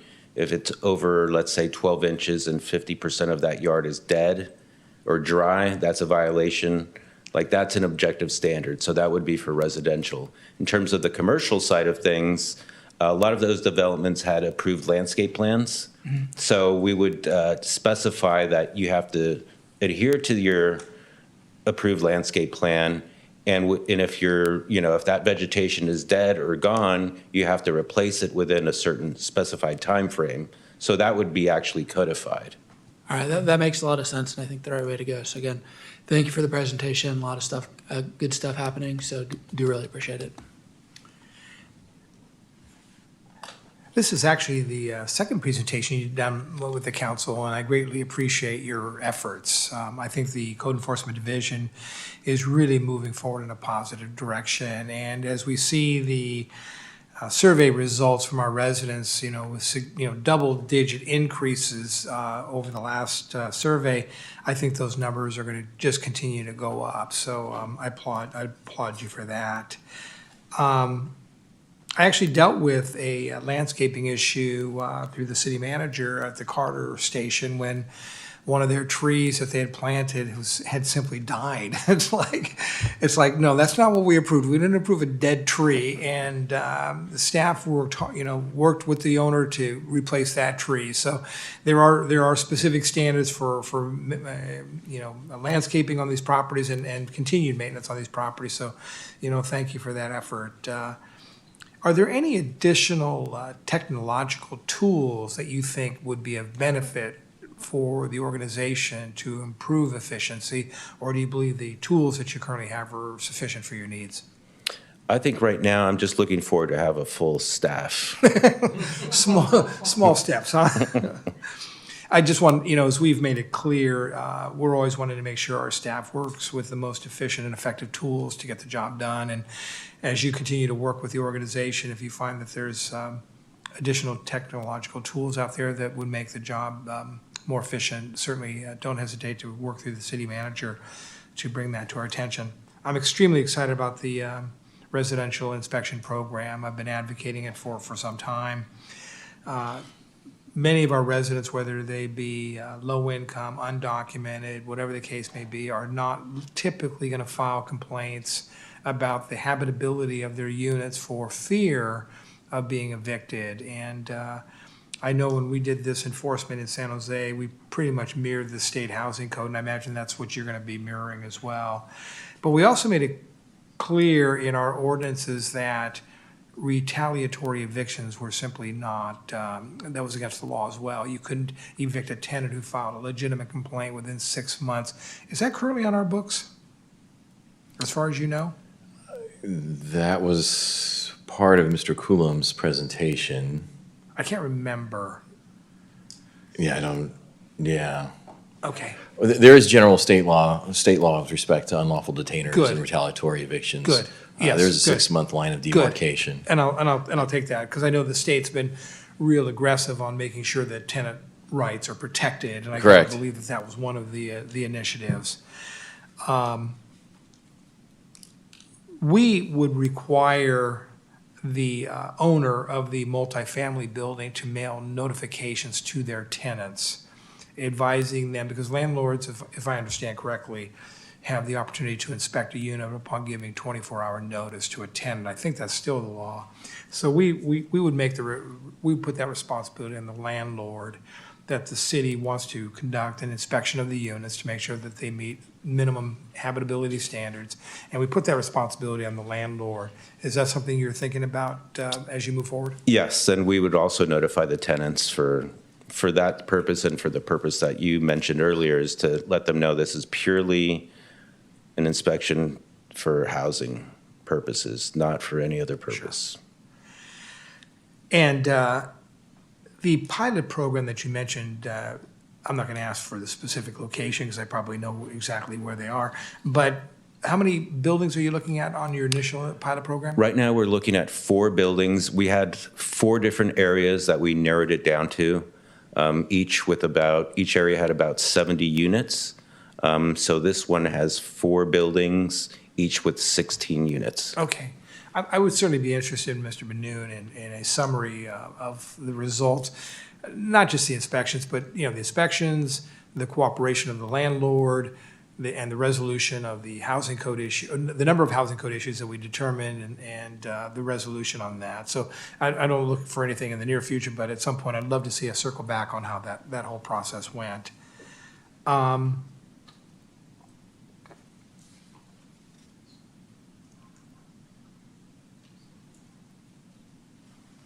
That's it for my questions. Again, just big thanks, Mr. Carrillo. For those that have never done code enforcement, it's all about communication and education. As I used to tell folks down in San Jose, we had 2 muni, as you recall, 2 muni code books that were like that thick. And I would tell people there's so many laws that we are responsible for enforcing.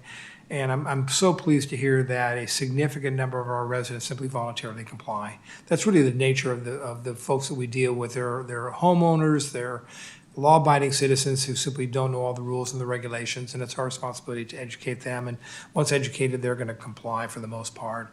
But we utilize those tools when necessary, when they are simply unwilling to be cooperative. So I want to thank you for the presentation. I look forward to you being fully staffed. And again, thank you for the good work you're doing for our community. It's greatly appreciated. Thank you. All right. City Manager, updates. Yes, good evening, Your Honor, members of the council. We have 6 updates for you this evening. First one, I'll wait for Ms. Raj to load the slide. CERT monthly training in basic first aid. This is occurring on Wednesday, March 11th. CERT is offering basic first aid preparedness training, learn how to treat burns, sprains and strains, cold and heat related injuries, and how to conduct head-to-toe assessment, as well as how to maintain hygiene and sanitation. Wednesday, March 11th, 7:30 to 9 p.m. at the Clark W. Redeker Senior Center, located on Filbert Street. This is an in-person session, and the public can register using the QR code there, and the information is also posted on our website. The second announcement, Newark Gardens 1 waitlist is opening. They're opening up their waitlist for housing located at 35300 Cedar Boulevard. Newark Gardens serves individuals aged 62 and up, including individuals 18 years or older with a disability. Applications must be submitted by March 18th, 2026 at 5 p.m. And for additional information, please visit out Saha Homes website. That's sahahomes.org. Paper applications are also available at Newark Gardens. The next update, Fishing in the City, teaching kids ages 5 to 15 the basics of fishing.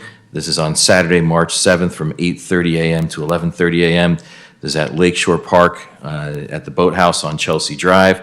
This is a free event. No pre-registration is required. Check in by 10 a.m. The public can learn how to cast, tie knots, and fish. The lake has been stocked with 467 pounds of catfish. I didn't catch that. The next announcement, save the date, State of the City Address. Please mark your calendar for Saturday, April 18th, 2026. This will be the State of the City Address for 2026, where we will reflect on our progress, share key accomplishments, and outline an exciting vision for the year ahead. The location is our Civic Center complex. Highlights include the address, of course, live performances, food trucks, resource fair, and activity for all ages. And we will continue to promote this event and post more information on our website as we get closer. Fifth announcement is proud to announce that the City of Newark received the Certified Age-Friendly Employer designation from the Age-Friendly Institute. This organization recognizes the city for meeting standards associated with an age-inclusive workplace that supports employees ages 50 and up. This milestone reflects the work that we're doing to strengthen recruitment and retention, build an inclusive culture, and continue delivering excellent service to our community. And more information about the Age-Friendly Institute is available right there online at the website posted below. And the last announcement I do not have a slide for, that's why it's black and empty. Recently, just within the past couple of days, learned that the City of Newark received funding from federal law, largely due to the legislative lobbying efforts of our representative, the Honorable Ro Khanna. This is for our Cedar Boulevard Complete Streets project. The federal government has awarded us $850,000. This project resurfaces pavement as well as funds construction of new separated bicycle lane and pedestrian facilities on the 2.2-mile segment between Stevenson Boulevard and Central Avenue. And we will be sure to extend our sincerest gratitude to the representative for his efforts in securing those federal funds. That concludes our announcements this evening. I did find it ironic that soon after I sent the thank you to his chief of staff for his aid, thanking him for his advocacy for the city of Newark, all of a sudden we got some money. It's like, you know, if I'd just known earlier, I would have, you know. So Done it every day. Yes. It's always amazing to me, being a small city like the city of Newark, is how we're able to receive grants from federal, state, and county officials on a fairly regular basis. And we're always appreciative of that, of those funding sources, because it allows us to do a lot of good things in our community. So I appreciate the fact that we're going to thank the congressman for that effort. I'll start down here to my left, Councilmember Little. So I just want to remind, we have 1,000 things going on Saturday. I know that Julie will cover some, but we are just a final reminder. It's the Yo-Yo Day, third annual Yo-Yo Day. I see Steve, he's all excited. His career's gone up and down. So we are definitely going to be there. It is going to be the third annual Mission Peak Yo-Yo Day from 2 to 5 on Saturday at First Presbyterian Church. We got a bunch of the famous yo-yoists. I did get confirmation that Ian Smith is coming out. I know you guys are all excited and whipping out your phones to Google him. He is the international yo-yo champion in spin top yo-yoing, which means he can do a spin top without it being tied to the rope. So I bribed him with an entire pizza and a 2-liter Coca-Cola. So he is coming out for the event. And I want to make sure you come out there. The second thing I wanted to talk to you, it's not an announcement, but we have had some theft that's been happening in our city a little bit. And last week on Friday, we did have a big break-in that happened in a shopping center. And I had a great conversation with Police Chief Jonathan Arguello. And he told me about some of the great things that they're working on. Do you want to just kind of update the public a little bit of some of the things that you guys are taking an action on? Is that applicable? Is that okay? Chief Arguello, please come to the podium. Surprise. I just think it's great how proactive you guys are being. Good evening. Thank you. Jonathan Arguello, our police chief. Unfortunately, sadly to hear, last week we had a string of burglaries, all one incident that occurred in our one of our shopping centers in the north end of town. There was, and so in hearing about it, we automatically obviously send our officers, they clear all the businesses and they work towards the leads. I spent some time there with the business owners because I'm not only our police chief, but I really believe in supporting our small businesses and actually visit a lot of those businesses on a regular basis. My dry cleaners particularly, a couple of the restaurants there I go to every other week, dry cleaners every week, believe me. We're working some leads on this. We've spent some time. We're making some headway on with the property owner to set up a meeting for our merchant watch program. So we made those engagement connections with them. And currently, our community engagement manager, Shabna Sharma, is actually working on setting up a date and trying to offer what we call crime prevention through environmental design assessment of the property, so that we can help them fortify and best prevent future burglaries. As far as cases, we're happy to say that we're reporting from our investigations unit that they're making some headway on and working some leads on the burglary series.